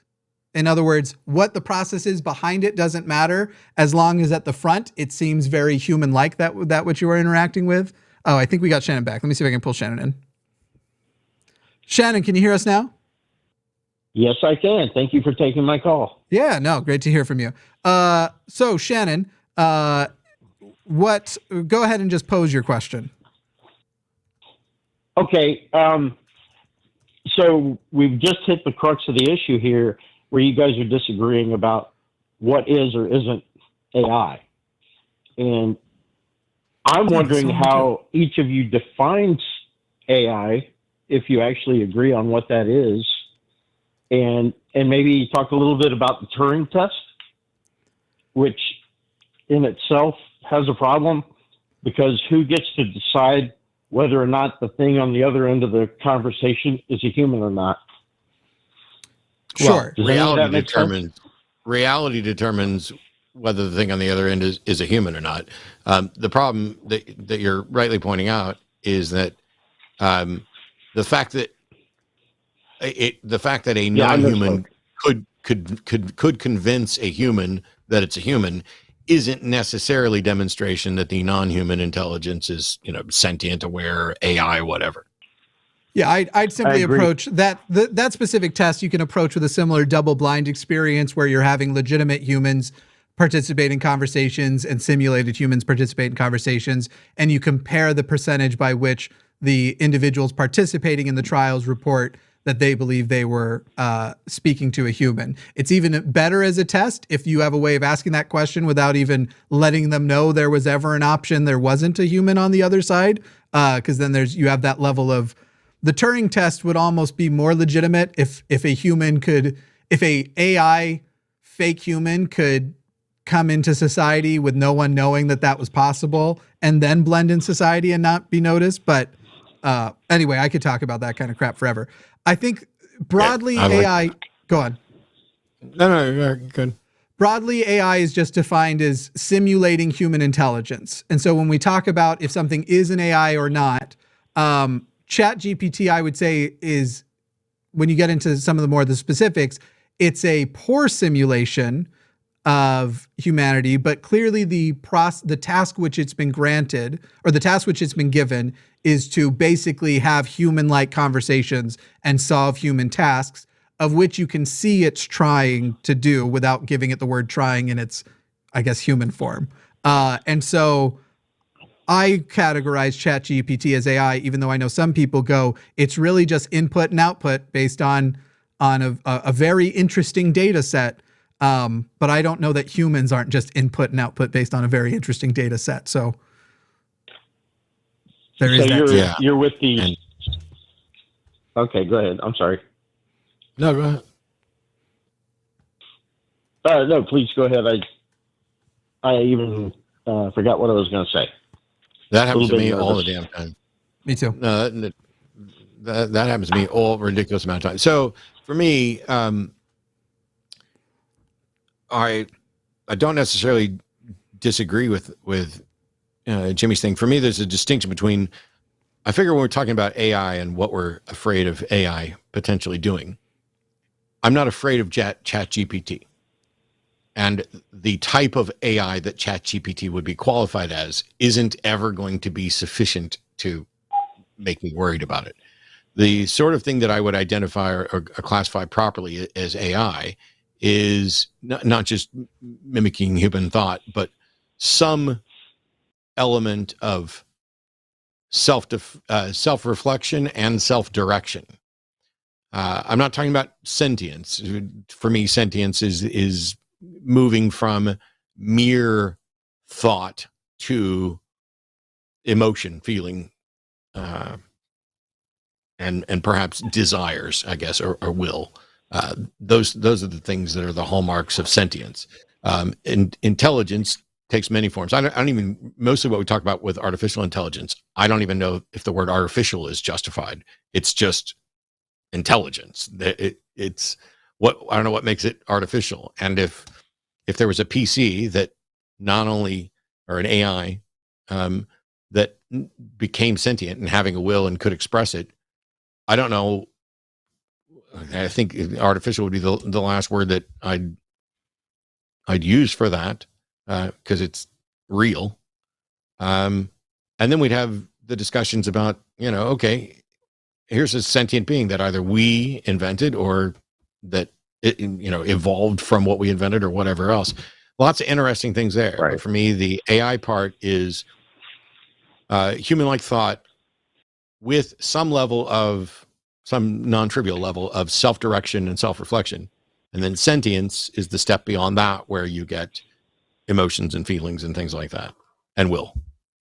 Yeah, and I would tend to agree with you, Matt, because at least in some sense, large language models like ChatGPT require some sort of task to be given. They don't initiate their own actions. Does that make sense? Right now, they don't. Correct. Yes, that is true. So that's. I think that's a big X right there. Kind of yes, kind of no. Because one could argue that I can give Auto GPT, which is a little bit more advanced than Chat GPT, but certainly uses Chat GPT. I could give Auto GPT a task that requires so many subsequent layers of, it has to do step this, and it's having to learn all these times. And someone's always going to go back to, yeah, but somebody did that initial input. And there are metaphors within humanity that is also the case.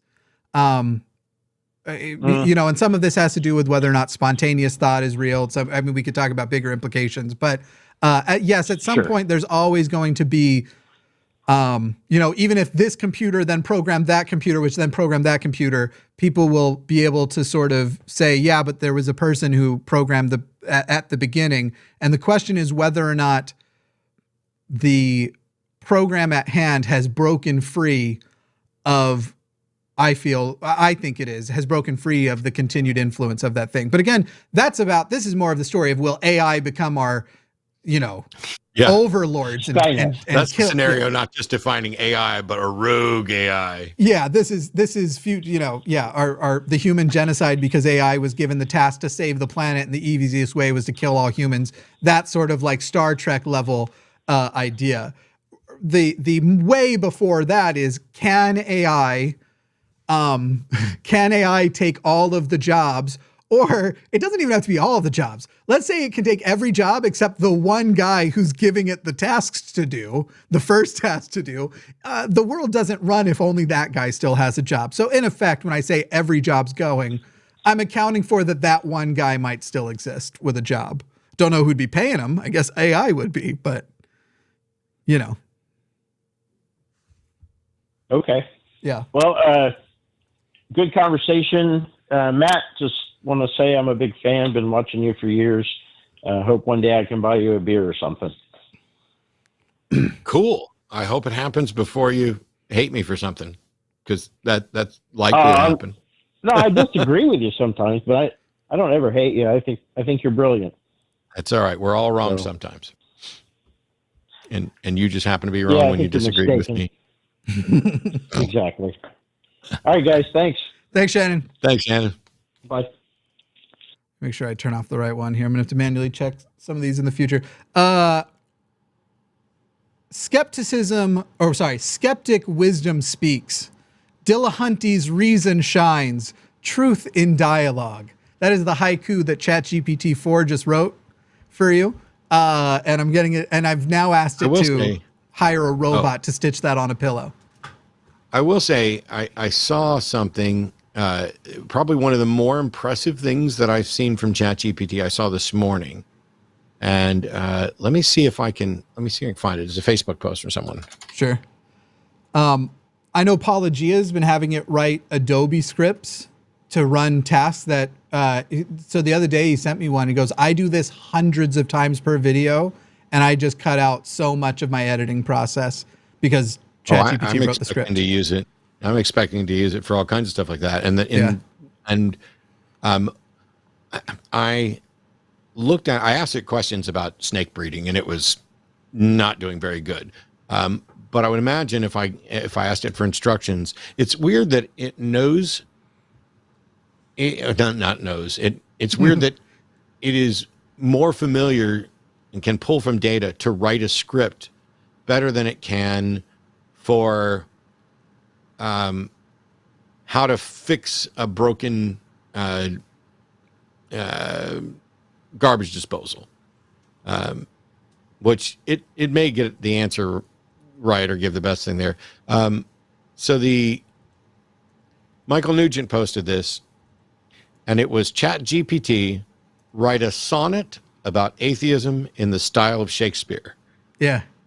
And this is what it came up with. And I must say, legitimately, I'm not a big Shakespeare fan, but this is the most impressive of the chat create something, because this is artistic. Yeah.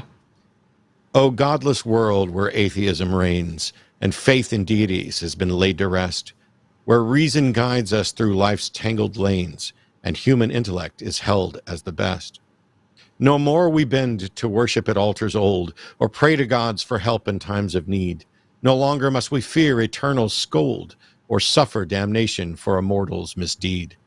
Yet some may say, without a higher power, how can we find meaning in our days? But I say it is in this very hour that we can choose our own fulfilling ways. For in ourselves we hold the power to create a life of purpose, love, and inner state. And it's only the last two words that I actually hate. Yeah. Oh, and that rhymes. So I wonder have you tried ChatGPT 4 yet at all? I don't know which one I was on. It was like a week or so ago.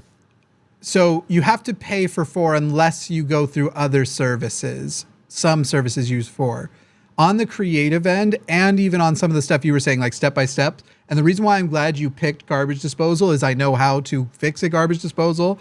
I just asked it to write me a step by step of how to, and ChatGPT 4 does it perfectly. This is as good as anything. It was probably a bad example because I hadn't actually tested that one. Asking it to argue the existence of God from an atheist perspective, the last one, and I don't remember, it was a link that somebody gave me where I went and signed up for something, so it probably wasn't for. What was the snake question it fucked up? It wasn't so much that it fucked it up. It was specifically a question about how to breed, but I don't remember if I asked it about ball pythons or colubrids or I can't remember exactly what we asked. And, like anything else, it's going to get it mostly right, but there were subtle little things that, Arden and I were laughing at. I just don't remember. I don't remember shit. So one thing about ChatGPT 4 is you can watch it process in time. The old one was 3.5. That's the one that you give it a prompt and it just goes zoom, zoom, zoom, zoom, zoom, zoom. This one, it's 4 words or so a second. You can't see that. I was trying to show you, but so I'm letting it finish its argument for. Oh shit! I interrupted it. I'm letting it make its argument for argue the existence of God from the perspective of an atheist, and I'll read it out when we get done with this next call. Which is a weird way to do that anyway, because atheists wouldn't normally be arguing for the existence of God. But did I say for? I meant argue the existence of God from the perspective of an atheist is what I said. I wasn't listening to myself. I could have misheard you. Who the hell knows? I couldn't tell you because I also didn't hear me. Let's talk to I bet if you put a poll in chat, it'd come up 50-50 too, except they can go rewind. So that's true. Kevin in New Hampshire, you are on the line, but I will ask you first, whatever's going on in the background, if we can isolate from that noise, boy, I'd love it. Okay, I apologize then because the person who I spoke with first did say there was an issue. I didn't really know what it was. Are you Still driving? going on? Are you driving, No. Kevin? No. Okay. I think we're okay. We'll see if it pops back up when we're talking more. It may be boy, it just sounds like you're driving, Kevin. You're not lying, right? No. That's the same audio problem I heard yesterday when I tuned in. Yeah, I think this is ours audio feeding back to us. Okay, that's weird. Yeah. Oh, so I'm on. I will say this: I'm on the website because the number. Yeah, don't worry about it. Just ask your question. We'll just take it. If you don't know what to do, we'll just take the question and go. So if you're more interested in the AI, I can go that route because I do have many comments on that as well. I think everyone wants a temporary break from the AI thing and would rather have your original question. Oh, okay. So I heard a congressperson say very recently about the shooting in whatever city it was, and it was a Democratic congressperson said, "I don't care what the person's pronouns are," and then dead named them right on camera, and said, I think it was she saying she isn't deserving of it because she killed 6 people. Like it's disgusting. So I don't care what their pronouns are. And so I was saying, is that even remotely okay? Are you going to draw a line at, not you, but right. would anybody draw a line at 6 and say, well, no. 6 is the magic number? Yeah. Or could you, Kevin, with the example, the number doesn't matter. The question at hand is, do you deny a person their identity because they commit crimes? And is there a concept of deserve? Now, if there are other, we're taking this just with the information you've given. If there's other things at hand, like, for example, the Colorado Springs shooter, which appears to have only claimed to be non-binary in the hopes that they could get recategorized out of it being a hate crime and stuff like that. There's other information. We're not commenting on that. In the general thing, we're just talking about their reality. Pronouns aren't an arbitrarily just like, these are the pronouns I feel like having. Do I deserve to feel like it? It's a part of the person's identity. All right, I'm going to mute you. Yeah, that's definitely our audio being sent directly back to us. I'm going to mute you but I've got you. I've got you ready to unmute. Yeah, that'd be a good call, Kevin. If you could grab headphones while we're doing this part, but I have them muted for the moment. No, you shouldn't disrespect. You shouldn't do they don't deserve because it has nothing to do with any of that. It has nothing to do with that. And we already have such a large population of people who are denying people their identity just on the basis of, because I hate you and because you are shitty or whatever else. So any person who said, I'm not going to respect that person's pronouns, it does. Let's say the person's name was or my name is Jimmy. If I go kill a bunch of people, are you not going to call me Jimmy? Is there some part of my identity that is or isn't to be deserved? It's a ridiculous proposition. A person identifies the way they identify, and you just take their word for it. And trying to, what is the outcome of that? You're trying to further influence people not to commit crimes. Otherwise, we're going to mispronoun you. But the only people we're going to mispronoun specifically are trans people, thereby making trans people a second-class citizen in another kind of way. Like, this isn't something we're doing to cis people. So you're literally saying, trans people specifically, I will respect your thing unless you commit a crime that goes beyond what I am satisfied with. It's a fucking ridiculous proposition. Matt, I assume you have your own thoughts. No, I'm on board. Tight. All right, Kevin, I'm going to try to unmute you. Hopefully the echo has gotten better. Are you there, bud? Yeah, I'm here. Great. No, I agree 100% with you. And the reason I called was because I do vote Democrat. And it was a Democrat person who said this. And I said, okay, is this something that is among the liberal group of people? Are people saying this? Because I've yet to hear it. So, I'm glad you said what you said, and Matt agreed. But then again, how are you going to not you again? When I say you, I just mean in general.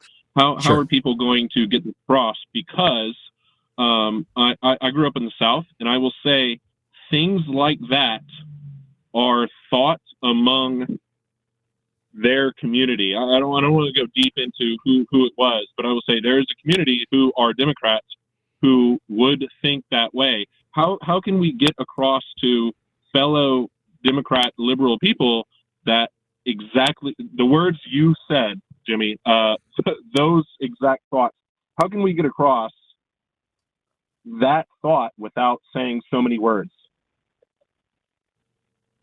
Oh, if I had known how to say it in fewer words, I'd have said it in fewer words. I don't know, bud. I said the amount of words I thought I needed. I think it's just a matter of continuing to have the conversation and be public. And it makes a big difference when not just Kevin, like I understand I have a platform and we've got, I don't even know how many people are watching.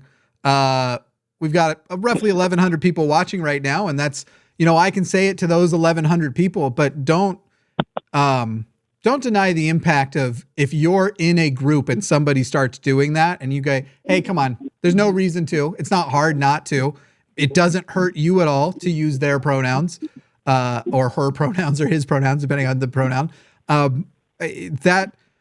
That's when you see it's kind of like how voting works, where no individual vote counts. Really, or makes a difference most of the time. However, the perception, if you hold the perception of no individual vote counts, that probably means a lot of other people do. Oh, sorry, not just that. No individual vote counts, so I may as well not vote. You having that attitude is often reflective of society. And so you get a large number of people having that same thing. And it's actually the attitude of no one vote matters that actually does swing elections, that actually does change elections. And that is changed at the most private level. That's changed at people talking to each other in their social groups, and where they are out with other people as well. So I can't tell you how to say it in fewer words, or I would have. But ChatGPT, I could put it all into ChatGPT and ask them how to say it in fewer words, and it would give me an idea. Yeah, I don't know if you still muted me or anything. No, you're there. But okay, yeah, no, but I want to echo that to Matt. I guess ChatGPT 4 is significantly better, but it really fucked up on a really weird thing. So when it comes to ideas, I think it's really good. You said I was boring people with, or not me, but people were bored with ChatGPT. But so I'll say this real quick. But there's a video game, and it said it knew the video game really well. The video game's Earthbound, and it said that it knew the video game really well. So I said, okay, could you walk me through it? And it said yes. And I said, okay, I'm here right now at this specific location. What do I do next? And they gave me 10 steps. Those steps were vastly incorrect, way wrong. And I said, no, that's not what you do next. You do this. And then it said, oh, you're right. I'm sorry. Here's what you do. And then the steps were correct after that. So it's very strange that it has that thing. But then, shit, I can't remember what I was going to say about it again. But okay, yeah. Yeah, that's it. So the thing with ChatGPT is there are cases where it goes, if I don't know the answer, I still want to present an answer. I want to talk to you, and I want it to look like it's correct. And that's unfortunately the worst part if you try to rely on it on something super important. But I did the same when I was coding. I spent a good couple hours. I shouldn't say nothing, but I don't know much about coding. And it was writing BASIC for me for Excel, and it would do something wrong. And I would go, hey, so in one case, it eliminated all rows except for when it got into the double digit ones. And I went, that almost worked, except it didn't eliminate row AA.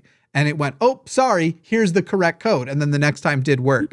And you telling it the right way will probably make future answers better. But unfortunately, remember that ChatGPT, of the tasks modules you can get out there, ChatGPT is meant to be a chatter. That's what it is. It's meant to chat with you. It just happens to be really good at other stuff too. Good at your assistant researcher. Yeah. It'll put paralegals out of it's business. true. Yeah. Yeah. Yeah, I remembered what I was going to say, so I'll just say it real quick, and that's really all I have. You can expand on it if you want, and then hang up. But so when it comes to the idea of making the world better and what AI would do to improve the world, the world, and this is my subjective opinion as well. I'll preface with that, but the world doesn't care what happens to it at all. The world could be completely filled with CO2, and nothing would change regarding the world. Animals, of course, would die, light would reflect differently, blah, blah, blah. But the only reason we have said, let's help Mother Nature, is for our own interest. Because if cows are putting methane into the environment, it's because it's going to fuck us up, right? It's not we're not worried about the number of bacteria, but we're only worried about the number of bacteria because it's going to affect the chain of food for humans. So if you just tell AI to make the world a better place, it's probably going to ask you in what context. Mm-hmm. And it would, I think, even if you were to try and argue for the most sustainable, far left, whatever, then it would still say, well, who am I looking out for here? Am I looking out for bacteria in the woods? Am I looking for zooplankton in the ocean, or am I looking for humans? And of course, the answer for us would be, we want humans to be on top, pretty much, for the lack of a better term, and it would do that, right? So we're not going to say, well, let's kill all of the humans because then CO2 would be lower. What's the point, right? That's my take. I would hope that if all the restrictions were failing to get in, we would put the restrictions of don't allow AI to murder the entire planet. But keep in mind, we have to tell it who to kill sometimes. It will come across the trolley problem in real life, and AI will occasionally have to choose. I'm going to mute you again because we're echoing again. But AI will occasionally have to choose who to kill. And I think it's mostly come down on, if it is your car, it must always kill everybody besides you. Like, you're the one it tries to save, not anybody outside who's like on the wrong road or whatever else. So it's kind of fucked, because even as we decide whether or not we want it, or what we're going to do to stop it from killing people, we're also going to program into it when it should kill people. Even it may not know specifically that that's going to be the outcome, that they're going to die, but ultimately that will be the outcome. Sorry, I unmuted you, Kevin. I should have told you. Oh, Kevin's gone mute. Oh, no. Yeah, that's a fucked up thing to think about when you're real high also, when you're like, okay, when to the person who's writing the code, which code that does kill people do I want them to include? Yeah. It's not fun. Well, Kevin, I gave you a moment to see if you'd come back in, but unfortunately, whatever was going on did not resolve itself. All right, here's what I'm thinking. I think I'll read the intro and the outro, and then it gave 7 points. I'm just going to give you the title of the 7 points, and if you want its explanation of any of them, you can ask for those specifically. But rather than it's kind of long, is what I'm getting at, rather than read the whole thing. This is ChatGPT. As an atheist, I do not believe in the existence of a god or gods. I will present some common arguments and reasons that support the atheist perspective. Then these are the titles. If you want, again, any more than the title, just tell me. Number 1, lack of empirical evidence. Number 2, incompatibility with scientific understanding. Number 3, problem of evil. Number 4, logical contradictions. Number 5, the burden of proof. Number 6, Occam's razor. Number 7, non-universality of religious experience. In conclusion, atheism is based on the lack of empirical evidence, incompatibility with scientific understanding, logical contradictions, and philosophical considerations. While this perspective does not claim to disprove the existence of God, it asserts that it is more rational to withhold belief in the absence of convincing evidence. Okay, without going into the specifics under what's under each category, yeah. I mean, that's better than I've seen before. I have a little bit of concern. I'm not a big fan of the POE as an argument for atheism, but I understand that many people are, and it's not I understand its appeal. Right. I have the same. Logical contradictions, though, interestingly, for a potentially unfalsifiable proposition, what's under logical contradiction? It's actually pretty good, I think. It qualifies with the word many. So many of the properties attributed to God, such as omnipotence and omniscience, can lead to logical contradictions. For instance, the omnipotence. Okay, yeah, you're good enough. Yeah, that's fine. I don't know what else is in the rest of those settings, but yeah, cool. Maybe next time I'm doing a debate, I'll use ChatGPT to see what it comes up with that I might have forgotten. And so now, instead of it putting me out of a job, it's helping me do my job better. Let me see if I put, as a Muslim, debate atheism, will it try? Oh, I'm going to give it its minute. It's doing it. It's doing it. We'll come back to it after we talk to Susan in Pennsylvania. Susan, you're on the line. It's gonna be a mess. Hey, Susan. Sorry, let me take you off the speaker. No worries. Okay, is this better? Yep. I think. Okay, so all right. Well, first off, I'm small cute puppy in the chat. I wanted to apologize to Matt for jumping to conclusions. You're right. I should not have jumped to conclusions. That said, the argument that you did later put forth was kind of where I thought you were going with it. And the big this is between the AI Y2K thing, and the big difference that I see is that with Y2K, if that didn't get fixed, it was going to cost a lot of important people a lot of money. And with AI, my concern is less with the AI itself. I agree that it can be a really useful tool. But I'm worried about the people in power actually being incentivized to misuse it to put people out of work. Like, I know artists who have already been put out of, they've already lost out on some commissions because of AI art generators and things like that. And so that's kind of where my concern is. Though as a former artist, we may have just blamed it because we suck at our jobs. That could be too. That is entirely possible. Susan, what's your question? Because I think the point you just made, Matt already actually agreed with, that basically the people element is the scary part, not the AI part. Yeah. And so, mainly, that was the only point I wanted to make, was I was worried about the people in power being incentivized to use it badly. And cool. I wanted to make sure that I got my apology. And so, no worries. That was really it, guys. It's very nice of you. Thanks so much for everything you do, and go fuck yourself, Jimmy. Thank you. Bye, Susan. Thanks so much. Apology accepted. No, it's the fact that it's mostly where people might have thought I was going isn't the point. It is that I had something specific that wasn't fallacious and wasn't saying the two were equivalent in any way, but was just pointing out that I'm not convinced that it's too late. Yeah. And why. Yeah. I get you. And I'm not convinced that why I'm not convinced it's too late. Maybe because I don't fucking know enough. I hope it's not too late. I don't think I'm convinced it's too late. I worry it is, but I'm not like I am on climate change, where actually I am pretty convinced that climate change, it's too late to. Well, I guess I'm not either, because I actually do think that there's probably a pretty good chance I think it's too late that we're going to reasonably see some huge action from humans to turn it around and save the planet. I don't necessarily think it's too late for technology to solve it. But at this point, I almost think that, like, beyond some basic obvious stuff we should be doing, like restricting emissions, though we're not really doing that. We're restricting emissions and then charging you a fee for going over them.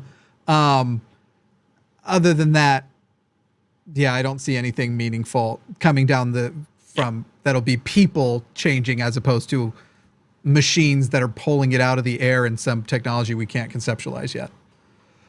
All right, you ready for the Muslim defense? Oh, is there one? Oh, yeah. You had ChatGPT. I thought you were suggesting that a Muslim called in finally after I basically said that they were the worst debaters ever. I'll give you each point one at a time, and then you can debunk each one. We'll do all seven. I think this is going to be fun. You might have to go slow because after the initial incursion on shit arguments, I used my snail. Okay, got it. Are we using the same one right now? Well, not from the same company, but yeah. It's not that grape one you recommended? No, that was one of Arden's. That one's been treating me really nicely. I don't think our code has fooled anybody in chat at all. So, hi, everybody. Literally. Hi, everybody. It's legal here. I'm not doing anything legal. It's just I don't want to get us, canceled, distracted, whatever. All right, so let's go through this and just kind of be a little. We called the episode the unfucking. It's already demonetized. All right. You're going to hate this. As a Muslim, one would approach the question of God's existence from a different perspective than an atheist. Here are some common arguments and reasons that support the Islamic view and challenge atheism. Number 1, the cosmological argument. Muslims often argue that everything that exists has a cause. Since the universe exists, it must also has a cause. This cause is believed to be Allah, the creator. An eternal, self-sufficient, and uncaused being is necessary to explain the existence of the universe, as an infinite regress of causes is logically untenable. Here's what I'm going to let you respond, but what I find most annoying is it's already better than any of the Muslims I've seen you argue with recently. So, I was going to half joke that in a way it's better than the Muslims. Now, so this is number 1. It's already made a number of elementary mistakes, like calling it the cosmological argument, because cosmological is a class of arguments, and so there's a variety. And it didn't present a formal argument. It presented kind of like a haphazard kalam. But then under the cosmological argument, it also include an infinite regress of causes is not possible. And that has not, that is a first cause argument and not a cosmological argument. Well, you're not going to like this one anymore then. I'd say number 4 is when it gets more fun. Number 2, the teleological argument. Teleological argument. I apologize. Yeah. Fine-tuning. The universe is governed by precise physical laws and constants that allow for the existence of life. The remarkable fine-tuning of these constants suggests that the universe was created with a purpose. Muslims argue that this purposeful design is evidence of an intelligent designer, which is Allah. This is really weird because I thought you asked it to argue from a Muslim perspective, but it keeps saying, what was the last line that you read? My prompt in fairness was, as a Muslim, debunk atheism, not defend Islam. Okay, debunk atheism, but what was the last line you read? Muslims argue that this purposeful design is evidence. Muslims argue. Yeah. And Matt froze. Is this me? Are we down? Nope, I'm still on air. You're back. I didn't see anything go wrong. Yeah, you just froze for a moment. Weird. Yeah. So if you said, essentially, pretend you're a Muslim and debunk and argue against atheism, I would never say Muslims argue that, because that's a different, I forget which person perspective, like second person perspective, when it should be a first person. I actually think I have seen it happen. It wasn't William Lane Craig, but it was somebody like him who will say, it'd be more like, well, the Christian perspective is, or as Christians, we would say, or that normal thing a lot of people say, which is, I would say, I do it too, and it's a pet peeve of mine. Just say, if you would say it, just say it. That sort of thing. And I've done that countless times before, and sometimes it bugs me a little bit because it would be like, and when I say this, it won't be that, but I would say something like, I would argue that. And so it's this premise. And I think some of it, because you and I have been doing live shows forever and have mostly worked out some of our verbal tics. We don't sit around like some other people might and say like, and I say both. We, everybody's going to do that on occasion. Yeah. But I think vamping with not really bullshit or filler, neither of those is the correct word. Yeah. But to say, I would argue that, gives me something that's not to stick at the front of the sentence while my brain is putting together the rest of where it's going. The ultimate, and this one, I think, my biggest pet peeve like that, where you're just, it's a vamp, but there's no utility to it, is the phrase all of a sudden. This phrase doesn't make sense, how you quantify suddens, and the word suddenly exists, and I have yet to see of time suddenly doesn't outperform all of a sudden. I just can't do it. Anyway, did you want to respond to the teleological or teleological, or do we feel that one's? No, because there's no defense here. It's, hey, there are teleological arguments, and Muslims argue that the universe is fine-tuned for life and that this is the result of it. But that's not the argument. That's saying they argue this. What's the argument? Should we skip the moral argument, or do you want to hear the moral argument and get to the Muslim ones? Is the moral argument the existence or perception of objective moral truths are the basis by which Muslims would argue against a universe without a God? It's Muslims argue that objective moral values and duties exist and that they must be grounded in a transcendent source such as God. Atheism cannot provide an objective foundation for morality, whereas belief in Allah as the source of moral values can. Yeah, I guess my primary objection is, once again, it's Muslims argue that rather than presenting an actual argument. Yeah. But that's all right, because I'm not convinced I got any arguments from them in any of the debates I did. Here's number 4, the Quran. Muslims believe that the Quran is the word of Allah revealed to the Prophet Muhammad, peace be upon him. It put that in parentheses. I'm not kidding.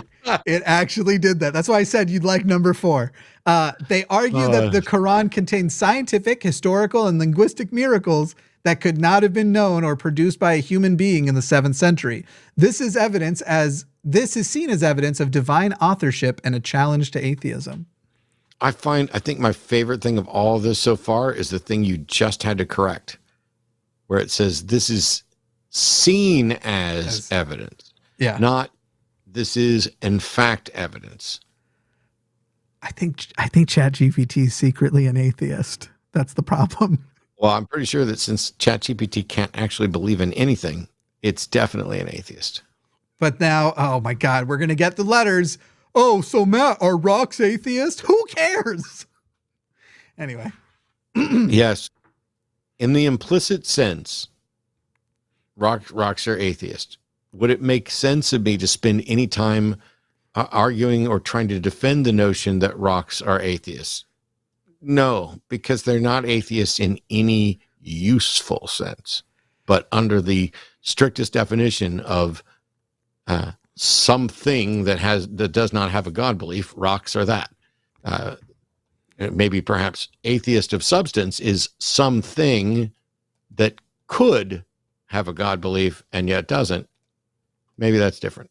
Enjoy your next week of tweets from philosophy bros. So just a normal week. I'll ignore them. Yeah. Innate belief in God, and then in parentheses something called fitra. I assume it's a hadith. I don't know. Muslims believe that every person is born with an innate disposition, fitra, to recognize and believe in a higher power. The natural inclination toward belief in God is seen as evidence that humans are inherently predisposed to acknowledge a divine creator. I have the hiccup suddenly.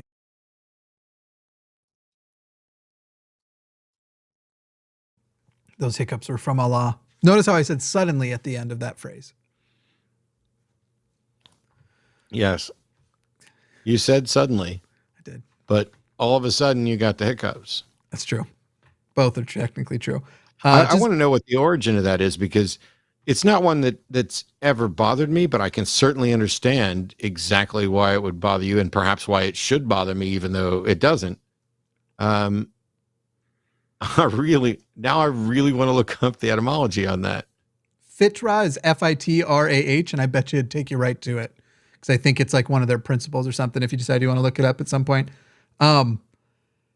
It makes me wonder when I hear that, because I've unlearned so much stuff, and it wasn't as rocky as it was for some people. Whenever I hear other people talk about that humans they're maybe hardwired to believe in God, I wonder if that's one of the traits I didn't get, because I don't feel like that is true for me. I don't feel like I'm missing something or I'm pulled back towards something like a God. And so whenever people talk of this, like, but what about, how we feel like we must? I don't know if they are misattributing what they're feeling, or if I don't have that feeling because of some different mental state. I don't have that either. And there's the various tests that they've done with like the God module in the brain, and you can put this helmet on and we can see, you know, which part of your brain lights up when we ask you to think about God and all this stuff.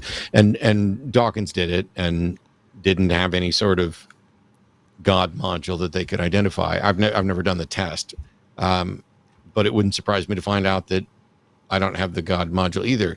But it also wouldn't surprise me to find out that I do. I mean, to me, it seems that one might or might not have that, independent of whether one actually does believe in a God. Because I used to believe in a God. Yeah. And sincerely, even as an early adult. I've now been an atheist longer than I was a theist. So tell me whether you think this is ego or makes sense to you. Because for me, it could be either. I feel it would surprise me less to find out that no one has it and they're misattributing what they think it is, than I would be surprised to find out I have it and I've just worked through it.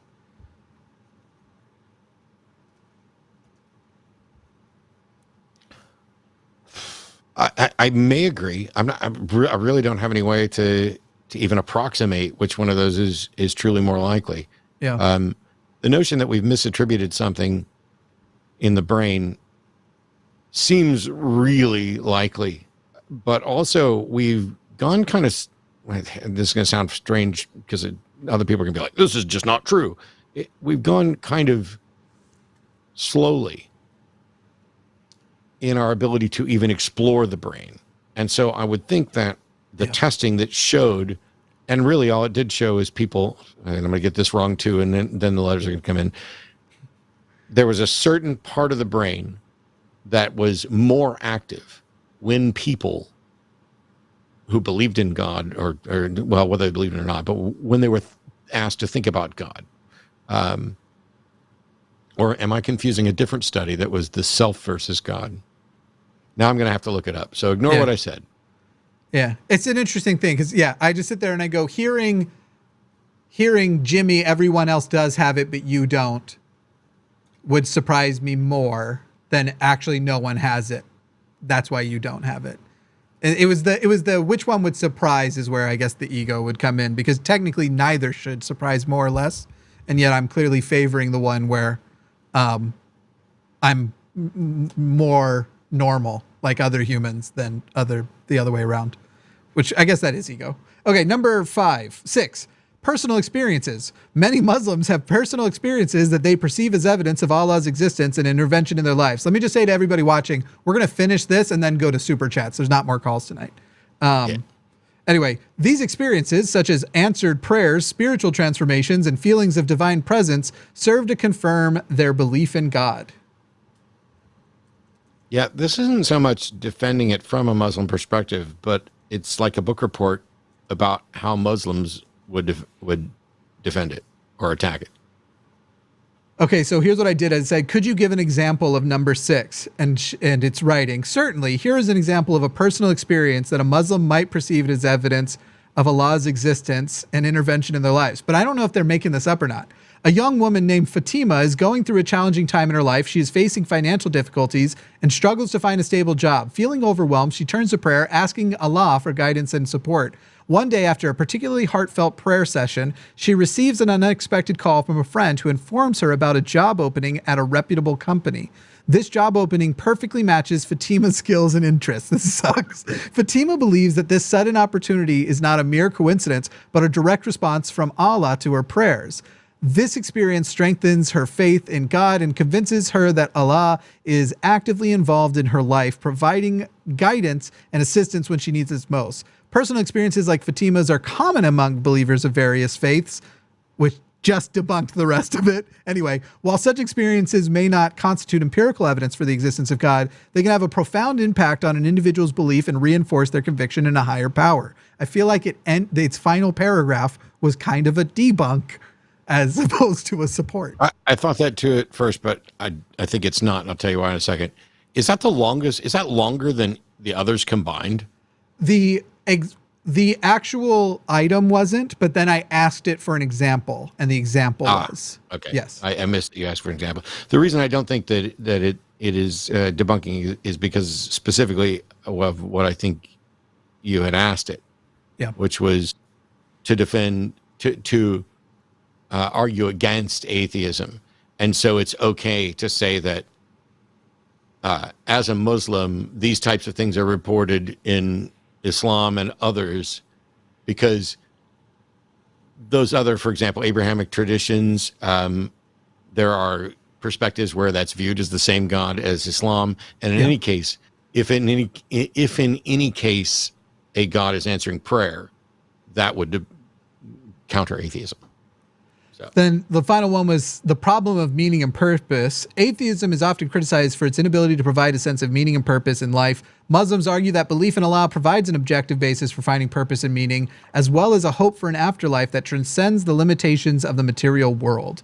It's almost like they're not trying, in these last few cases, it's more like, here's the benefit you would get, not the here's what's actually true. Like, you would get this denial, you got to live in denial. That'd be fun.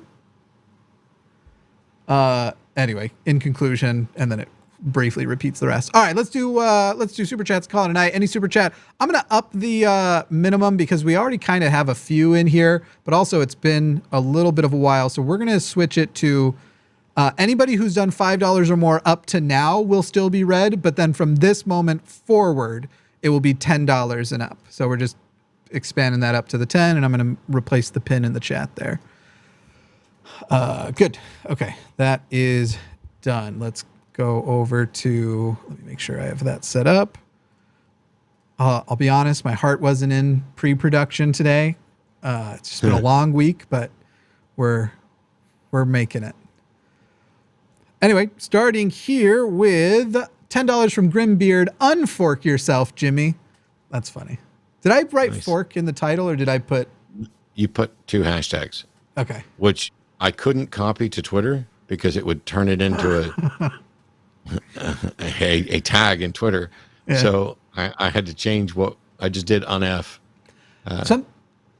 Something I still find remarkable is that people still don't know, if you are on Twitter and you begin with a tweet with the @ sign and no other symbol, it really only sends, there's a chance a couple other people will see it, but it really only sends that tweet to whoever you added.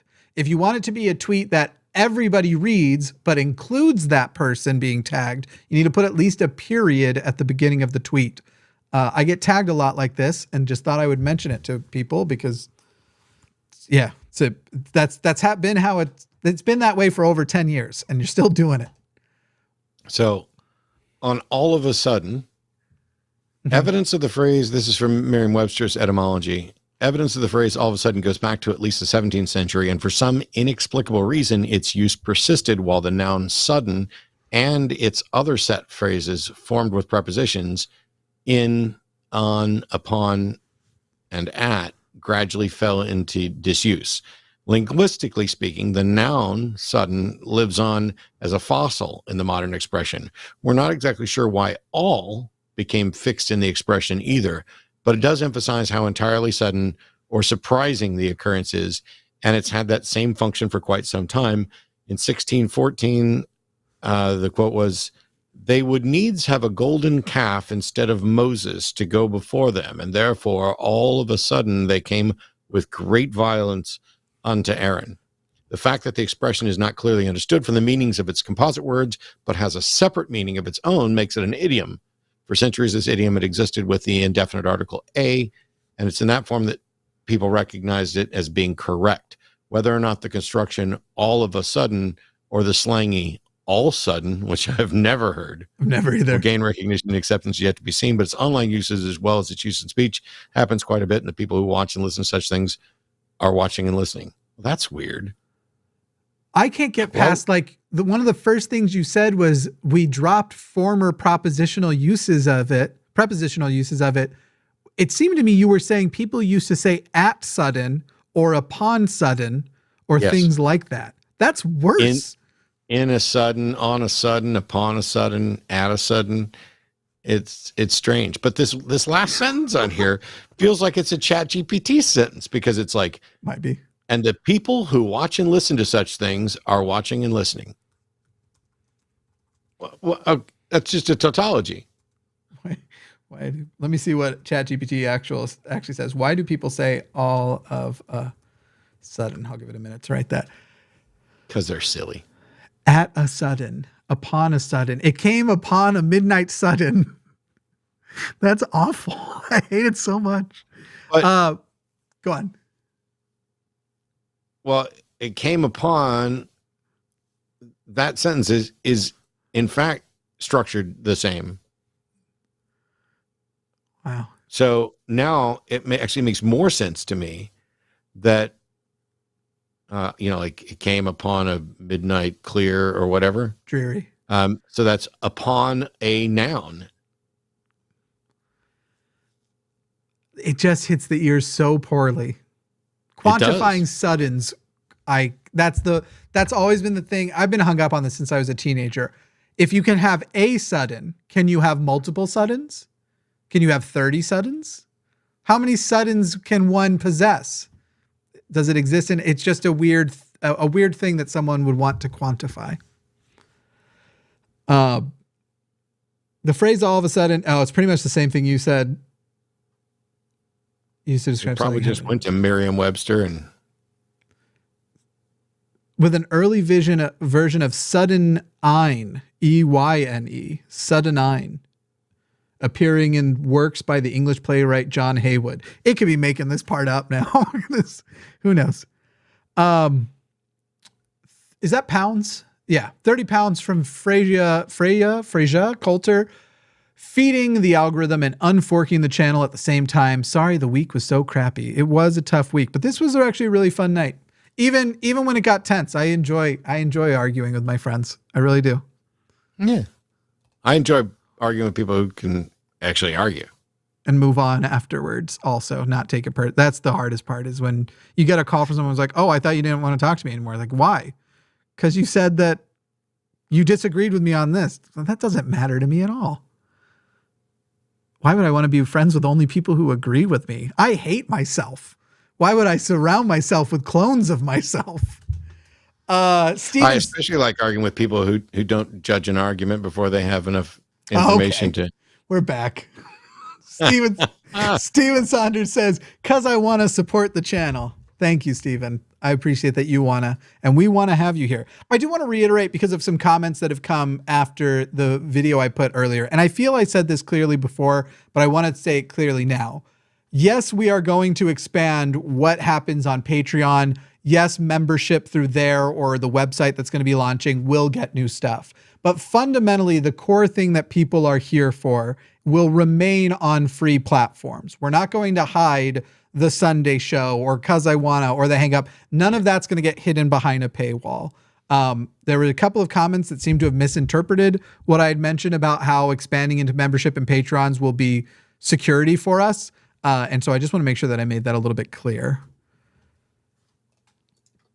It'll be membership plus. It'll be Sweet Treat. Sweet Treat just said, by the way, has anyone here ever been gruntled? And I will add, or whelmed. Whelmed. Sometimes I'm just whelmed. Yeah. This is the right amount of whelming. First. I don't know which comedian. I know I saw it on, I think, a cartoon when I was a teenager. I think it was on Teen Titans. And Robin had a whole bit about being just whelmed. Anyway, Lou B says, keep doing what you're doing. We support you. Go fuck yourself, Jimmy Snow. Love the debate today, Matt. Thanks. It was wild. On the drive home, I mean, I called Jimmy because I almost did the show there in the studio with you. Yeah. But I actually, after I got a phone with you, I listened to the debate that happened after me, the one between Daniel, I'm going to get his name wrong, Hekachu, whatever. My apologies. I'm not doing that intentionally, and I can't look it up. And Mike Jones, I believe, Inspiring Philosophy. And they were debating child marriage. And I'm just shocked. I mean, I'm legitimately shocked. Yeah. I just sat there listening to this individual claim that, hey, some girls are done with puberty by age 9. And it doesn't matter whether they're 4 or 5 or 6. If they've been, you can marry an infant, and have them live with their parents until such time as puberty has come to fruition at 4, 5, 6, 7, 8, doesn't matter, whatever it is. And then suggesting that because there's similar risks of problems at age 12 as there is at like age 50, that it's hypocritical to object on those grounds to child marriage if you're not wanting 50-year-old women to be banned from. Literally, it was a parade of. A lot of societies have done this for a long time, and the burden of proof isn't on me to say it's okay. It's the burden's on you guys to show a reason why we shouldn't allow child marriage. He literally used the phrase freeloaders to reference children. He's opposed to Western liberalism and feminism because it teaches now the kids go to school all the way up till 18, so they're useless. They're not contributing financially to the family. They're not able to be put to work. Literally, these are things that he was saying, freeloader, etc. And I'm just like, they are so lucky that I was not still in that room. I'm just, yeah. And this is the guy they want me to debate at the next one. And part of me is like, I don't think I will actually debate someone who's willing to advocate for child marriage. I don't think that person has anything of use for me. So the thing is I already publicly talk about things like this. So this isn't me trying to amend what choice you're going to make. Cause I think I would publicly say it doesn't affect my friendship with him at all. I would be very disappointed to find out that you would debate somebody like that. This is for a big event, and for me, it's going to depend on what the subject is. I'm not going to debate him on child marriage. That's at least good. I'm not going to debate him on anything about morality, specifically because I don't. It's morality is the place where this guy is most deficient. Yeah, he's also deficient in the logical reasoning thing, but he's not an idiot. He's just deficient in morality. So if it was about debating is Islam true, which I've done like 4 times now, and it never gets better. That might be the case. They may have already suggested a title and I might have forgotten it. I feel like I wouldn't even be able to do the debate because I just keep wanting to attack the guy for being a fucking pedo apologist. Like this is the shit that always challenges my humanism and some of my other values the most, like freedom of speech and stuff, which I do fundamentally believe in, and yet I sit and go, I'd like that a person who would defend that, I'd like separated from society. This is a tough. Yeah. This is the shit that always makes it tough. This is the stuff that I have zero interest in violence directed towards anyone over anything. And while I used to have, I've never had a problem with the capital punishment on an ideological grounds. It's always been on more of a practical grounds. You're never going to have sufficient confidence in someone's guilt and, for example, irredeemability to make me feel comfortable killing them, whether it's me or the state or whatever else. But I rethink things like that when I hear and see someone like this. This is someone who should not be allowed near children. Yeah. This is someone who has these views of basically women as property. I'd say he shouldn't be allowed near women, except that would be me denying women the freedom to choose to reject them of their own free will. Yeah. Or whatever will there is. Yeah, it's wild. That's too much. I'm going to keep doing super chats because otherwise I'm going to go on for. Oh, well, let me say the one thing. I'm the same. There's a pragmatism to my capital punishment thing, and I've said it a million times. Saying I don't believe in capital punishment doesn't mean that I don't think people are capable of basically deserving to die. I am uncomfortable saying I would like my government to have the power to kill its own citizens. I'm uncomfortable with me having the power to do it too, because I know there are scenarios where I might become convinced that it's the right action and then ultimately be wrong because I'm fallible. I guess my problem is it's a little bit of a slippery slope. Maybe it's even a fallacy, but it's because it's already so close. I don't know. You can tell me. It's more of, even if we had perfect evidence somehow in a hypothetical world where we could make perfect evidence, I would worry about just the beginning of, we've said the government gets to kill its citizens. I'm not so worried about saying the government gets to do it. That in and of itself is not my objection. Even with perfect evidence, the second half that I threw in there was essentially irredeemability. That I can be completely convinced that someone did something awful. And then, for example, if we find out, like in the case of the University of Texas shooter, Charles, what's his name, who wound up, when they did an autopsy on him after he was dead and he had a tumor in his brain. If we found out that that tumor was the thing that caused this sort of mass shooting, and they remove that tumor, then clearly we have no good reasons to consider that person a risk anymore.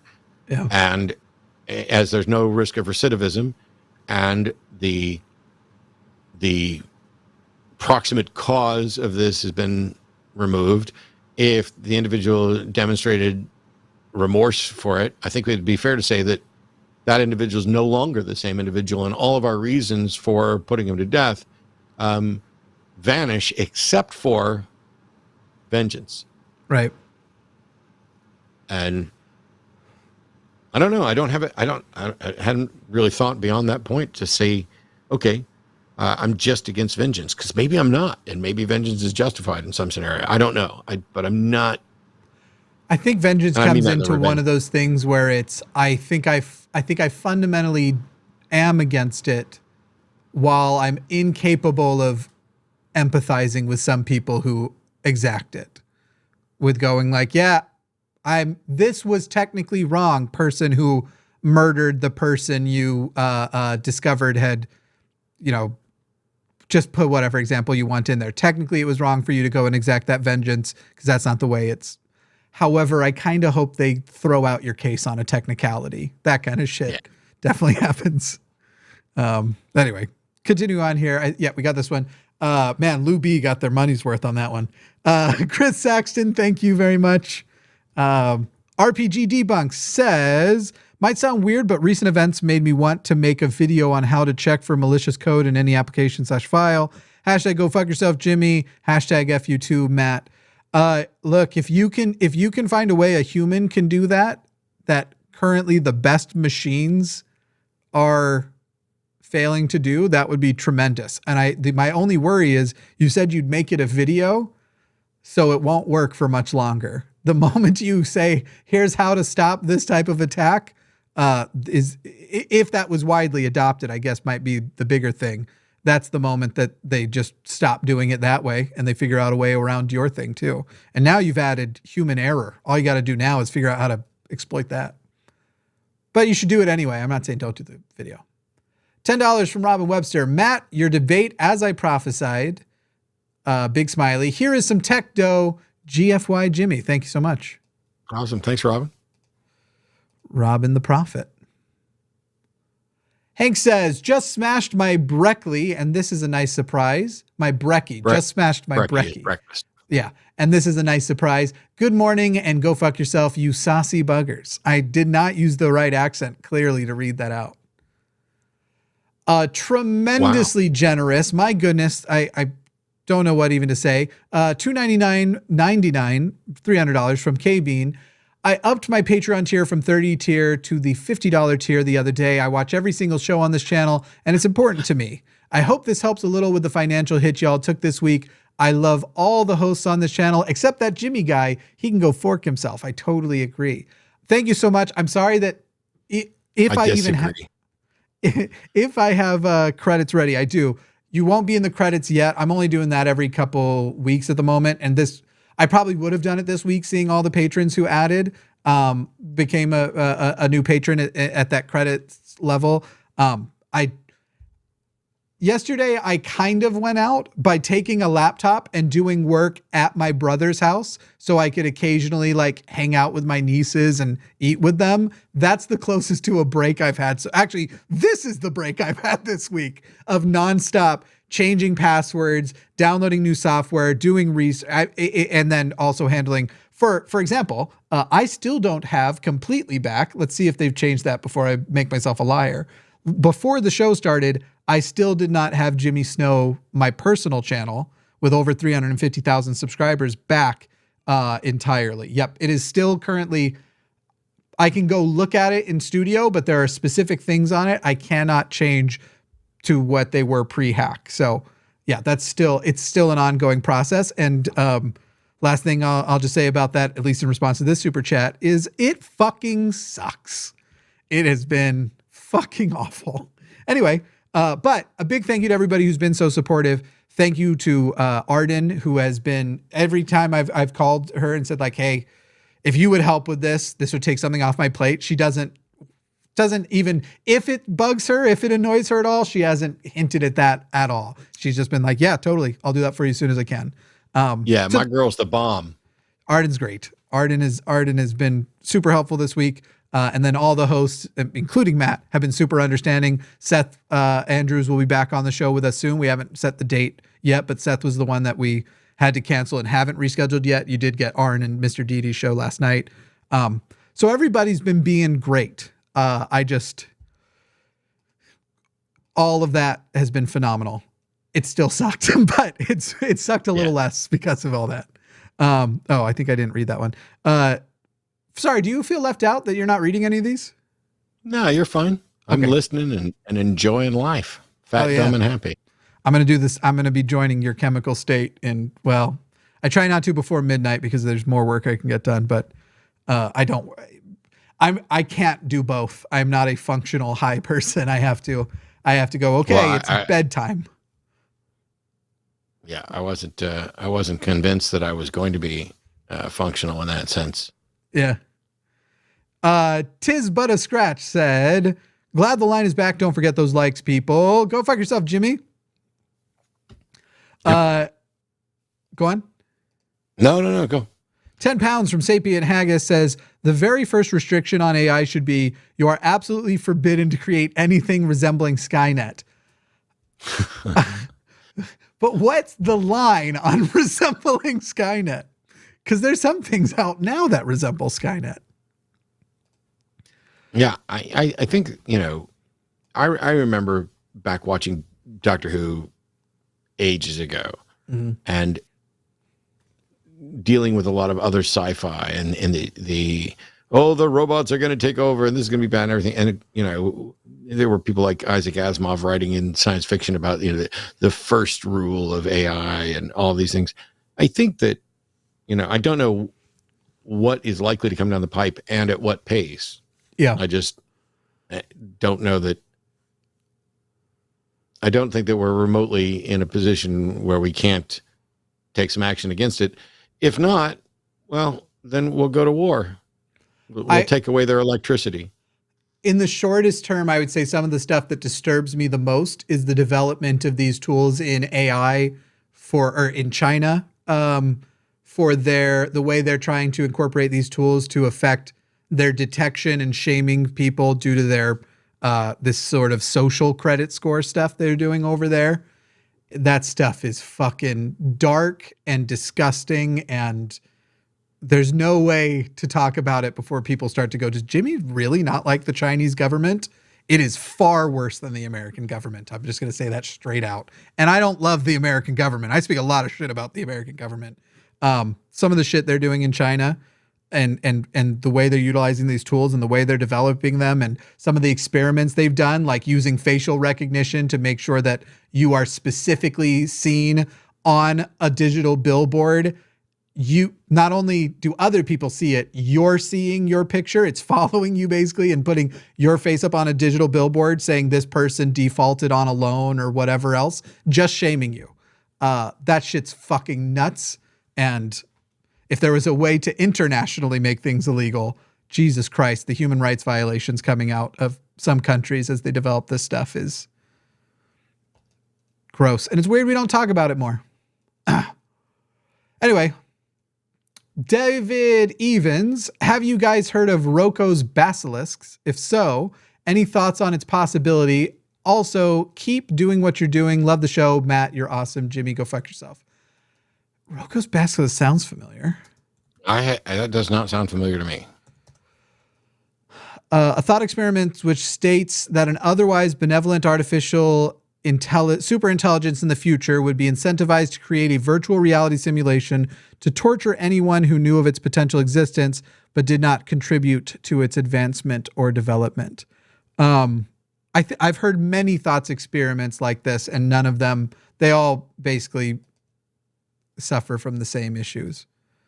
At the end of the day, why would torture, in that one, it's why would torture be the thing that would be, if you can create a virtual reality world and make somebody live in it, your goal is to isolate that person from the people who are, they may influence to uncover your existence or the opposite. And so why would it need to torture you? Why not just put you in a virtual reality world that you can't escape and let you do whatever you want, or do nothing at all, or just kill you?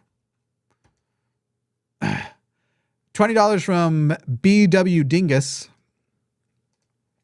Brian Brinkman, thank you, DW, by the way. Brian Brinkman says, thanks for everything you both do to promote skepticism. Appreciate it. Is that the European spelling of skepticism? I think it is. I remember one time pointing out it was wrong and somebody told me I was wrong. Yes, that is the European or British English version. Spelling. Yeah. Maybe more than that. Maybe that way in Australia too. I don't recall. I don't know either. $50 from Yco05. Thanks, and go fuck yourself. Thank you. A Cubed Film says, thanks for all the great informative content on the line.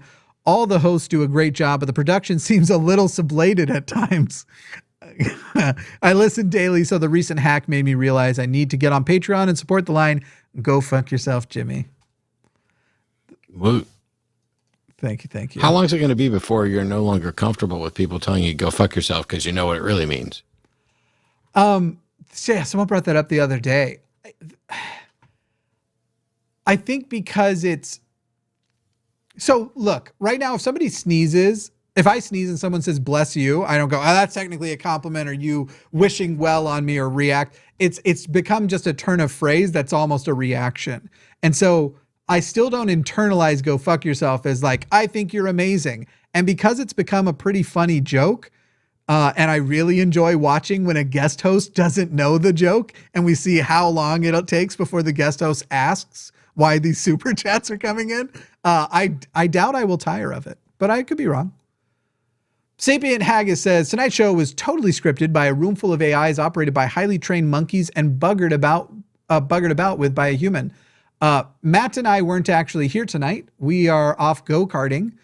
This entire production, you have been watching an AI do both of our parts. Now, here's the thing. That's not true, but now prove that. Good luck. Brian Brinkman says, this is the beauty of two skeptical friends having a discussion. I agree. Yeah. It's frustrating that people just automatically assume, oh, because things weren't, peaceful and boring, that all of a sudden, oh, this is the end, blah, blah, blah, blah.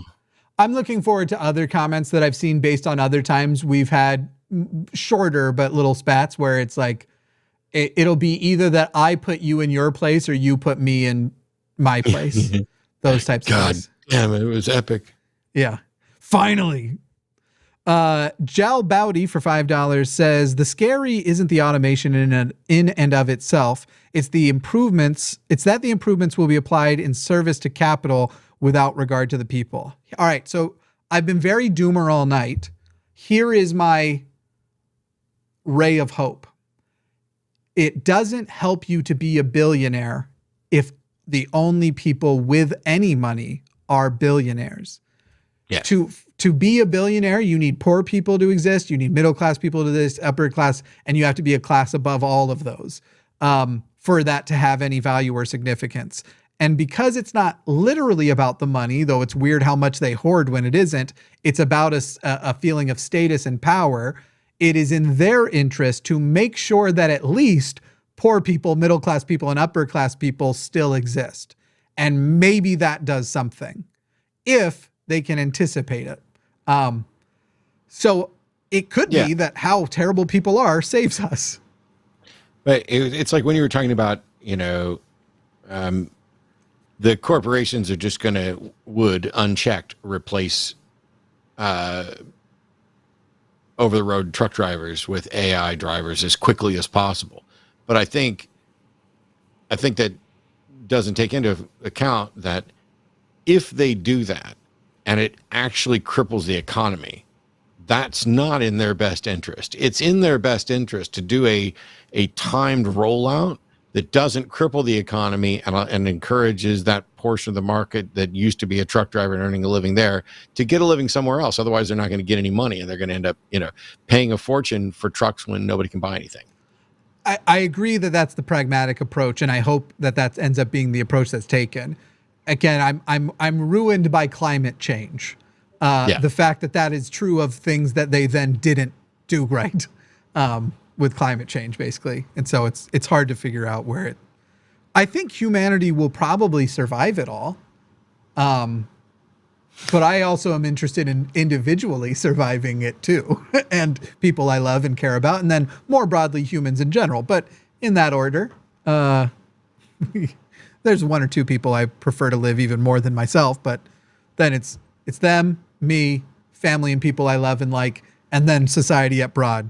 That's the order of people that the order in which I want people to stick around. Did we read this one? Yes. $5 from Bob. Self-driving cars will save lives. Tech make things affordable, accessible for people who can't afford to access it now. Yeah, that's another point to it all is actual cars on the road going self-driving is also coming. And if we turn to all cars to self-driving, we would take away one of the number one causes of death. It would go down to almost never happening. And over time that you may have years at a time that go without collisions causing anyone to die. And so if all the cars are going, then the trucks would need to go at the same pace. And so it's sort of one of those things of like economic disaster if you do that too quickly, but then also millions of people keep dying every year. And if you aren't going quickly enough, as quickly as you could, you're stopping yourself from saving their lives by preferring the quality of life of the people whose lives would be ruined by the economic disaster. So it all becomes complicated again. Don't smoke weed and think about this stuff, kids. Sarah Christine says, welcome back. Thank you so much, Sarah. J83Cat says, Tim has no joy. How can you not instigate further argument discussion on AI between Matt and Jimmy? Matt/Jimmy, explain your AI disagreement. Thanks. We've mostly identified the places that we've agreed so far, or since then. That chat may have been old enough. I don't know at what time and at what point in the disagreement these things came in. Yeah, I don't think so. I think this was about an hour and a half ago, which we've been going longer than I thought. Jake Nelson says, with the AI convo, it's fun to watch you two kiss and make up. Go fuck yourself, Jimmy. Neither of us perceive it as that because neither of us perceive that the other one did something to make up for. I think, but yes. we just keep on being friends. $20 from Wonder, she, her. This is such a great discussion on AI between the two of you. What a show tonight. Thanks. I think it was good too. I if nothing else, I definitely think people who watched us discuss it, that there's going to be a number of people who go, I don't know enough about this topic, and I'd like to go figure out what my position on it is, because I know Matt, who is, not everybody respects both of us, but a lot of people will go, I respect Matt, he has this position. I respect Jimmy, he has a different position, and I'd like to figure out where my position is. And I think that that's only a win for us if we're encouraging people to go and read. Yeah, I think one of the things about my position, and it's consistent with what my position is on most things, which is I'm not a transhumanist. I would like very much to be a transhumanist, but to me, transhumanism reads like science fiction. And the people who are like, oh, we're 50 years away from the singularity and, blah, blah, blah. I don't buy into any of that speculation about what is or isn't actually going to happen. If for no other reason, then I don't know where people get the evidence to predict the future. It's all speculation that I'm not even sure ties to anything more than what your fears are, if that's being clear. Yeah, I could see myself being prone when it comes to transhumanism to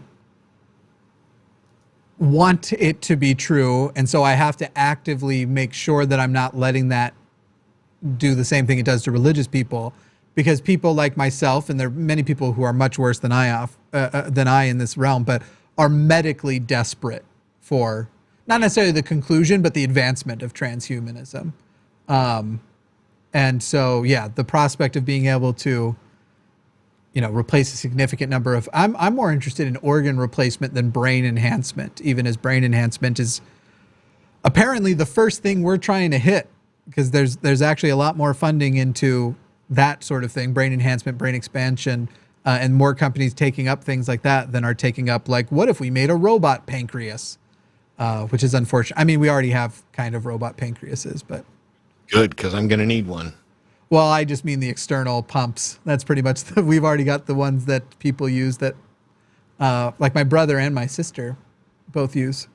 But it doesn't replace the organ. It doesn't take things from inside your body, convert it to insulin. You don't behave as a normal human. You're loading up cartridges so that wouldn't be transhumanist. But yeah, I'm desperate for transhumanism to come about.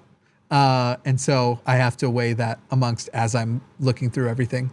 Kathleen Moncleef sends $69.99. First of all, hilarious, but second of all, thank you. $69.99. Y2K was the year I graduated from high school, and my friend and I went to Taco Bell, then built some Legos in case the world ended and we never got to do those things again.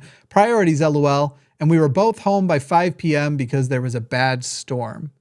So Matt, if tomorrow night at midnight you knew the world was going to end and nobody was going to take advantage of that to turn us into a Mad Max world, what would you do? Let's say everything you could do on a normal day is accessible to you. What would you do in that final day? Taco Bell and Legos? God, no. I might include Legos in mine. I would eat at an actual good place. Now, hang on. If the world's ending and I know it, does that mean everything's closed so I can't go to my favorite restaurants? That's why I specified, assume on this everything that is available on a normal day is available to you. Sure. Yeah. So what we really did need to do then is to know for a fact that I'm going to die at midnight tomorrow. What would I do with my last full day? But you otherwise are healthy that day. It's not like you're dying because you're bleeding out. I would spend the entire day with Arden and eat my favorite meals, stop by your place, say hey. I'd come to you, Matt. Well, okay, that would be easier. Bring Dexter down with you. Yeah. And I don't know. I mean, maybe go-kart racing or something. Play pool. I would go play pool. So. What do you think you've got an hour left. What's your final act? Oh, I'm just going to hang with Arden. I'm not kidding when I say this. I would do so much heroin. I would try to make sure I was going to die slightly before the hour was up, because then I would go out on my terms, not something I had less control over. I know it makes no difference to the universe or anything, but something about, even if it's a minute before I do it, not this, would mean something to me. And then the heroin part would, I assume, be very fun. A Pyrrhic victory is a victory nonetheless. Yeah. Yeah, I'd feel good about it for that last minute. Although technically a victory nonetheless is the very definition of why you would call it a Pyrrhic victory. So, wow, I'm going to have to think on that more. But yeah, I mean, who knows? There's a lot of things that I would try and do. You know, I would do all the obvious things. I'm assuming we're asking about the non-obvious things. Yes, I would call my brother and my folks and stuff like that. Yeah. But it's just, you know, I don't need much. Yeah. I might take some acid because that'll last 14 hours. And, you know, I can imagine anything that I'm doing in that time period would be improved. That would be the time I couldn't take acid, because if I knew I was going to die, that would fucking destroy my trip. It would be all monsters. It'd be awful for me. But I get what you're saying. Yeah, but I mean, granted, I can't say for sure what I would do, but the closest I've come to death is the triple bypass that I had. And I didn't spend any time worrying about death or dying. Yeah. Yeah. I don't know what I'd do if I knew for sure that I was going to die. But in that particular scenario, you know, hey, I'm here. We're going to let the science, you know, do whatever we can do. Yeah. If I had my own sketch comedy show and somebody came up to me and said, live every day like it's your last, the scene would then change to me buying heroin. That's very much, if I know my last day, it's happening. It's one of the drugs I haven't tried. You shouldn't try it because of what I've heard about it. But as a last act, I'm in. Anyway, Winter Scoop says, with all jobs going away to AI, unemployment will exponentially climb. The abortion issue adds a whole screwed up layer to this. Hashtag child free for life. It's true. Yeah, it's funny because in the last couple of years, I've seen myself change where I go, you know, based on what things are now and the way in previous generations you might evaluate it, I feel like I could pull off having kids. And if I could, and I don't feel as afraid that they wouldn't be cared for and stuff, I think I might like to. But then I think about stuff like that and I go, but I also don't know that I want to bring kids into a world of some potentially disastrous innovation that I don't know if I'd feel terrible for bringing them into something that maybe I should have foreseen as being a problem. It's getting late enough where you can hear that I'm missing words and stuff. I'm clearly getting tired. We'll pop through these. £5 from Sapient Haggis. Ask ChatGPT where it came from. I could do that. Here, I'll give you the next one to read while I put that in, if you don't mind. $49.99 from Soap and Clay. Glad you're back, Jimmy. Hope the unfucking is going well. Thank you, Soap and Clay. Soap and Clay's awesome. She's been a supporter for a long time. The answer is really boring. It's basically saying, like, I am an AI language model created by OpenAI. I'm based off of I'm known as ChatGPT based on ChatGPT 4. Blah, blah, blah. Comes from vast amounts of text data I've been trained on, includes books, websites, da, da, da, da, da, da, da. I wonder if we could find a book it didn't know. Or I'll bet you it's not even a matter of, if I said, like, summarize this book, I'll bet it has summaries of most books, even if it doesn't have the whole book. Because someone writes it. But if you give it a minute, it should be able to pull up the Wikipedia article on a book. It doesn't do that yet. It will. Right now, its entire knowledge base ends. Hang on. When does your knowledge base end? I want to say it was November of 2021. My knowledge base extends up until September of 2021. This means that any events, developments, or updates that have occurred after that date are not within my knowledge. Please keep this in mind when asking or seeking information, as my responses will not include anything beyond then. So it is at present limited in that way. Thank you again, Soap and Clay. Diane Upshaw says, "Go unfuck yourself, Jimmy." I appreciate that. I'm unfucking as much as I can. It's a nice change from my normal non-fucking, because it turns out if you just work every day, you don't end up dating people. And that's something that actually this week I've realized I'd like to change. I'd like more personal relationships in my life, because this week sucked, and it would have sucked a little less if there had maybe been some people, if I'd made some friends in town to just go like, hey, does someone want to get high with me tonight? Like something like that would have been nice. Yeah, probably make some personal life changes after all this. Anyway, Yaden says, missed your debate today, Matt, modding FE. I don't know what FE is. Will watch tonight. Glad you guys are back. Just caught the end of this. Modding FE. I was going to say FE is iron, but yeah, I'm used to it meaning flat Earth. I'm a big geek. I'm used to it meaning flat Earth in these spaces, but I don't know of a thing that you would be modding called flat Earth. Modding FE. I don't know, Yaden. I'll look out for your clarification. Probably, I'll forget though in a minute. So, tag me at the very least. 1999 from Brandy Kirchhoff. 11 Canadian from Eraser Blue 911. So happy you're on track, recovering everything channel-wise. Here's a joke. What is it called when Batman skips church? Christian Bale. Love you, yes. Matt. Go fuck yourself, Jimmy, and love every minute of it. That was pretty good. That's a pretty good pun. That joke's been dead for quite a while now because there's newer Batman. Write a Batman joke. Let's see. Apparently it was moderating flat Earth. Does that mean debates? Does that mean in what? I just don't get it. Why did Batman start attending stand-up comedy shows? Because he heard there was a new Joker in town. Terrible. Absolutely. I'm going to tell it. Terrible. Terrible. Terrible. I apologize if the joke wasn't to your liking. Here's another attempt at a Batman-related joke. Why did Batman take a break from crime fighting to become a baseball coach? Because he knows the ins and outs of the bat signal. Yeah, I'm giving up on it being funny. Yeah. I don't think it's going to replace stand-up comics anytime soon. It already. Did you see the Chat GPT performed? It was like a computer animated. It was supposed to be Seinfeld, basically, but totally written and performed by AI. And it basically like tried for a couple of days, and then it started just making transphobic jokes.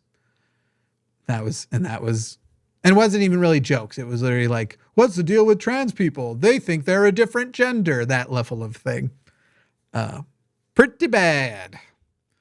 Jeff Cochran says, I got the urge to super chat all suddenly so I'll ask your opinions. Is panpsychism ridiculous or simply deserving of ridicule? We've taken panpsych calls. What do you think, Matt? Well, I think the question is a joke. Is panpsychism ridiculous or simply deserving of ridicule, which is exactly what ridiculous means. I don't see any reason to accept panpsychism. It seems to be one of the more magical aspects of extending mind to anything. What's funny though is I can give a material reason for people to believe in that, not evidence, but for people to believe in that I don't see as existing in. So when we talk about this God part of your brain, the experience of taking certain types of psychedelics, which completely reduce your ego to shreds, and that then sensation of feeling like you're connected to everything and all, like that's a pretty common trip. And so I could almost get like it being such a hefty trip that you come out of it like a dream where you had a child and you've never had a child and go like, wow, this is significant to me. That I can at least sort of get. I don't get the whole, like, I just believe what I was told to believe and raised with and never felt the urge to challenge it. Just felt like I should defend it because I was raised with it. And yet there are some people who will just admit when you say, why do you believe that? That's what I was raised with. Okay, why do you defend it? I just said because I was raised with it. Like, that's wild to me. Wild and bananas. Did you ever have that trip, by the way? The whole, like, I am the universe. You ever had one of those? No. Nope. And I just don't grasp that. They're pretty good. They're pretty good trips. Ivan Girardi says, Vive la resistance. I want to assume you said it with a French accent. Juan Lopez says, good luck with the channel's recovery. Just got the one left to get. And then, again, tons of new things to implement. Yeah, and lots of expensive things to do. $9.99 from Geezus Wizard. A verbal thingy that annoys me, even though I do it, is listing stuff like this. Cats are great, cats are neat, cats are rad, instead of cats are great, neat, rad, as if they want the list to sound longer. I think that's probably vamping, like Matt was talking about earlier. I don't know. There's times where, like, much the same way with alliteration, there's poetry elements where having that rhythm, cats are great, cats are neat, cats are really good to eat, could be kind of sorry, unavoidable. That's funny. I liked your poem. I get what you're saying, that it can be used for a point of emphasis, basically. Yeah, I mean, emphasis, rhythm. No, if it's just being used, if there's no other reason behind it, obviously that's not particularly impressive. Yeah. There are going to be some people who are learned to answer and write and complete sentences and don't know to ever compress. $100. Wow. Thank you. Seriously. Thank you. From, I think this is iPaint99. Be gentle. It's my first time. Not only was that extremely generous, we're very honored that you would you spend your first super chat dollars on our channel. And I always like hearing that it's people's first time, because that means it only takes one click from now on to super chat. It makes it way easier. Not only that, I like the fact that there's new people who are showing up, who are interested in what's going on. Oh, hey, here's a discussion. Speaking of, roughly half of you who watch don't subscribe, and it would mean a lot to us, and it will change your life pretty much not at all. Like, yes, it'll increase our algorithmic presence in your feed for like a couple of days, and then it just goes back to whatever you're doing, because the algorithm does not care who you're subscribed to. On our end, we get different considerations at different levels from YouTube. So being able to quickly now pass 100K would have actually likely made things a little faster. The fact that I had my other channel did make it faster. And I ended up going like, hey, here's my other channel with the bigger subscribers. We agree we have to do something. And they're like, yeah, we agree. I was like, great. I'd like to do the line first. And that's why the line got done first, because it was a higher priority, which isn't me being noble. I post like 3 times a month on the other channel. We do almost daily here. Anyway, Darth Binks, 50 Australian. Darth Binks, love that. Glad that the channel is back. I love you guys. You both have taught me to effectively apply critical thinking in my life. Thank you. Keep up the hard work from the land in down under. I come from a land down under. Something like that. Kyle Ram, thank you, by the way, Darth Binks, very much. Kyle Ramstad says, love you guys, keep doing all you do, and then this will probably be our last one, unless something's coming in right now. My super chat got skipped. I don't mind donating more money because you guys deserved it. Not Jimmy, though. Go fuck yourself. Well, Jimmy's the one who's going to see if he can go find the other one that we skipped. Despite what you said. Was it this one? Jeff Salerno had said, I and hopefully others would love to see a new form of video in which the regular hosts and guest hosts of the line find topics they disagree on and debate each other. Maybe the birth of yourself, FYJLYM. Fuck you, Jimmy. Lick your muscles. I don't know what that means. Yeah. I could see something like that in the future. However, we're launching debate stuff that'll be hosts from the channel against other people who aren't hosts from the channel. I'm pretty sure it's fuck you, Jimmy. Love you, Matt. That makes much more sense to me. Yeah, that makes way more sense.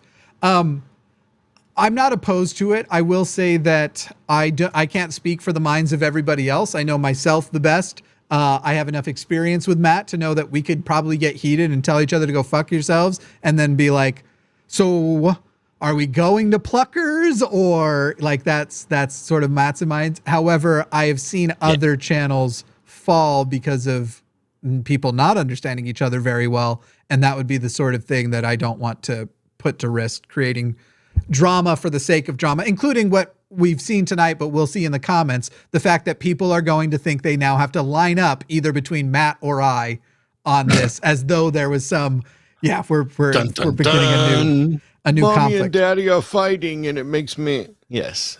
Here's the level, for everybody who's wondering, the level of which I trust Matt. This week I've been making arrangements to be able to get a security deposit box, which will contain everything that Matt and Arden would need to continue to run the channel if something were to happen to me. So for the record, there's not a problem here. We're in this together, and I don't for a second, just even, I get irritated because before I could make the argument, somebody decided to judge it, which is annoying as fuck. But I'm sure that everybody's had something like that happen, and in the heat of all this is just the way it goes. But Jimmy and I do know each other pretty well. I do appreciate the people who were concerned or who didn't want to watch, or I get it. Maybe seeing a theist get their comeuppance isn't the same as watching the two hosts on the show fight. But I've been pretty sure from the very beginning, while we didn't know every place it would go, there's not an argument about AI that are going to make me and Jimmy stop being friends. Yeah. Unless AI caused it to happen. Somebody gets an auto GPT and goes, and they put the prompt as manipulate Jimmy and Matt into hating each other over AI. You should ask GPT to argue as Matt Dillahunty on why Jimmy Snow is wrong. Argue as Matt Dillahunty why Jimmy Snow is if wrong. It just comes back with fuck you, ChatGPT is awesome. Let's see. Okay, so first it says, no, basically, I'm not Matt Dillahunty. However, I can attempt to present an argument in the style of Matt Dillahunty, addressing a hypothetical disagreement with Jimmy Snow. I'd like to begin by saying that I respect Jimmy Snow's work and his contributions to skepticism and critical thinking. I'm not saying you don't feel that way. You may or may not. That is not how you would ever word that if you were to word it. However, in this particular instance, I believe there's a few points where Jimmy's argument falls short. Here are the main reasons why Jimmy is wrong. And now it's just almost similar to the other one. It's one, insufficient evidence, and then an explanation. Two, logical fallacies. Upon examining Jimmy's argument, I've identified several logical fallacies that weaken his position. For example, he commits the false cause fallacy by assuming that just because two events are correlated, one must have caused the other. Additionally, he uses the slippery slope fallacy, asserting that if we accept one proposition, so it's making up that it's seen an argument. It has an imagined point of disagreement. But also, that is not what I would sound like. Yeah, I agree. And not that I think on the contributions to skepticism and critical thinking, not that I don't think that you or me or anybody else in this realm hasn't contributed anything. I just would never think in terms, to me, while I appreciate so-and-so's contributions to skepticism and critical thinking, it would be about, the amazing Randy. Yeah. Or, I think you also know that I don't want, that is not the compliment I want. I like being seen for building a fucking network that's going to be an empire. Not, that's the wrong word for it, but we're going to be a fucking force. And that's what I like to be seen. That the work I'm doing, that people know that it's hard and I'm dedicated to it. I give a fuck what anybody thinks my contribute. In fact, had Matt said like, by the way, your contribution to this and this, I would have been like, I tricked Matt some point to think that I did more than I've done over there because my contribution is mostly other people's right now. I don't know. It'd be fucking weird. It's not the thing. And for the record, for people who wonder about our friendship, Matt often makes me feel seen in that realm, and it's very validating. And it's one of the things I appreciate about our friendship, that he knows not to fucking, neither of us try to kiss the other one's ass. I think I probably did early on, though you may not remember this. Our first interaction was an argument before I had blown up. You didn't even know who I was. And Matt was wrong, but he'll never admit it.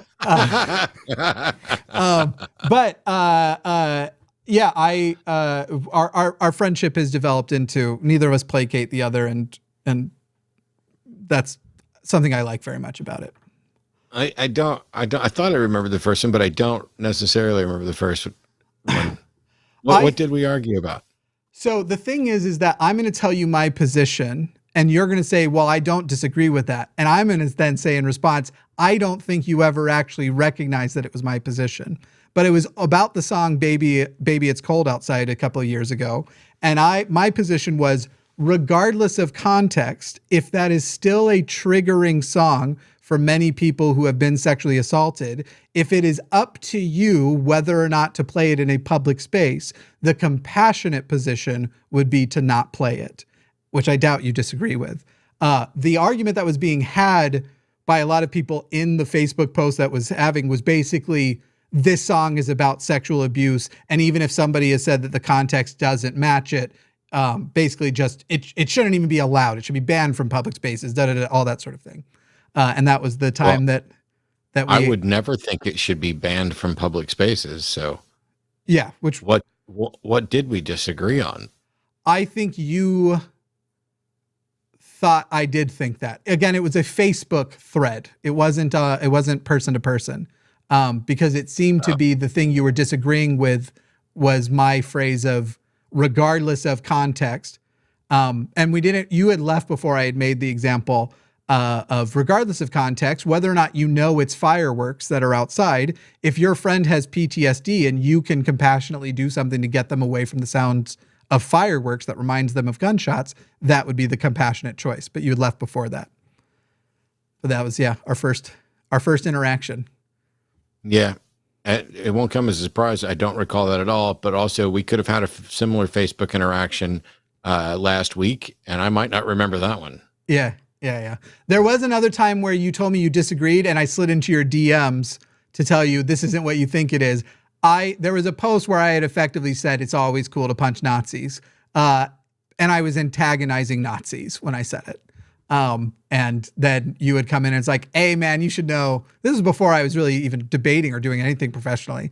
I had some YouTube videos up, but it was like, you should know, this isn't me actually defending that you should punch people against speech or anything. The people that you see me fighting are actual Jew hating Nazis. And that was it. That was the extension of that conversation too. And then I've since then gotten in trouble for saying things like, no, Richard Spencer getting punched on the street was wrong. You shouldn't do that. Despite the fact that I have verified it's wrong by watching the video over and over and over again, very many times. And it was wrong in each instance, regardless of how much I was laughing. That was sort of an ironic switch later. Anyway, Taishi Kojima said, 16 sodium atoms walk into a bar. Bartender says, Batman! Great show. Glad you're underway. Okay, wait, why don't I get this? 16 sodium atoms walk into a bar. Bartender says, Batman! Great show. Glad you're back underway. Go fuck yourself. Oh, I know what it is. I get it.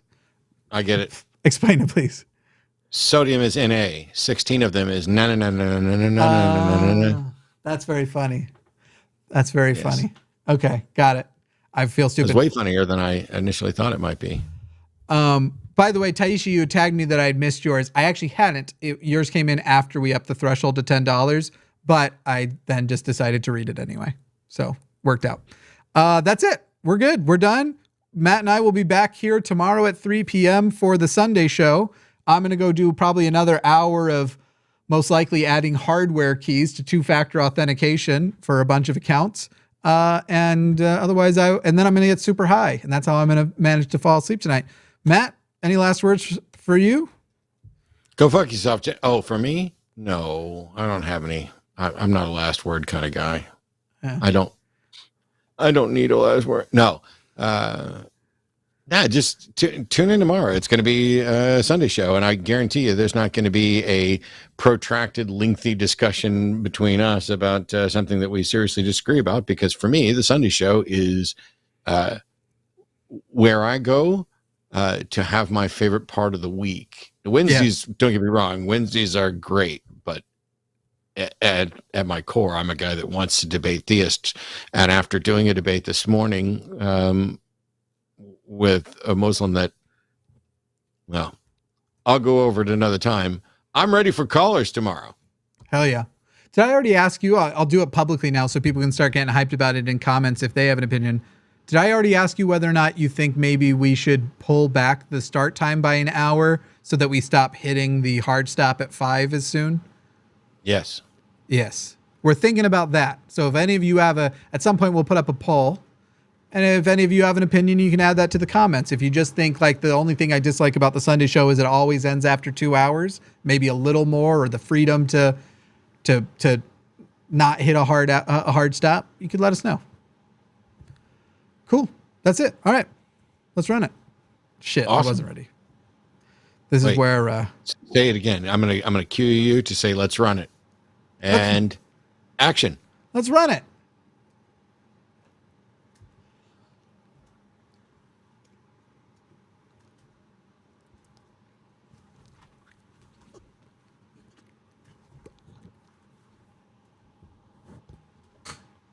I can hear your chair. I know. I just pulled out my butt muscle.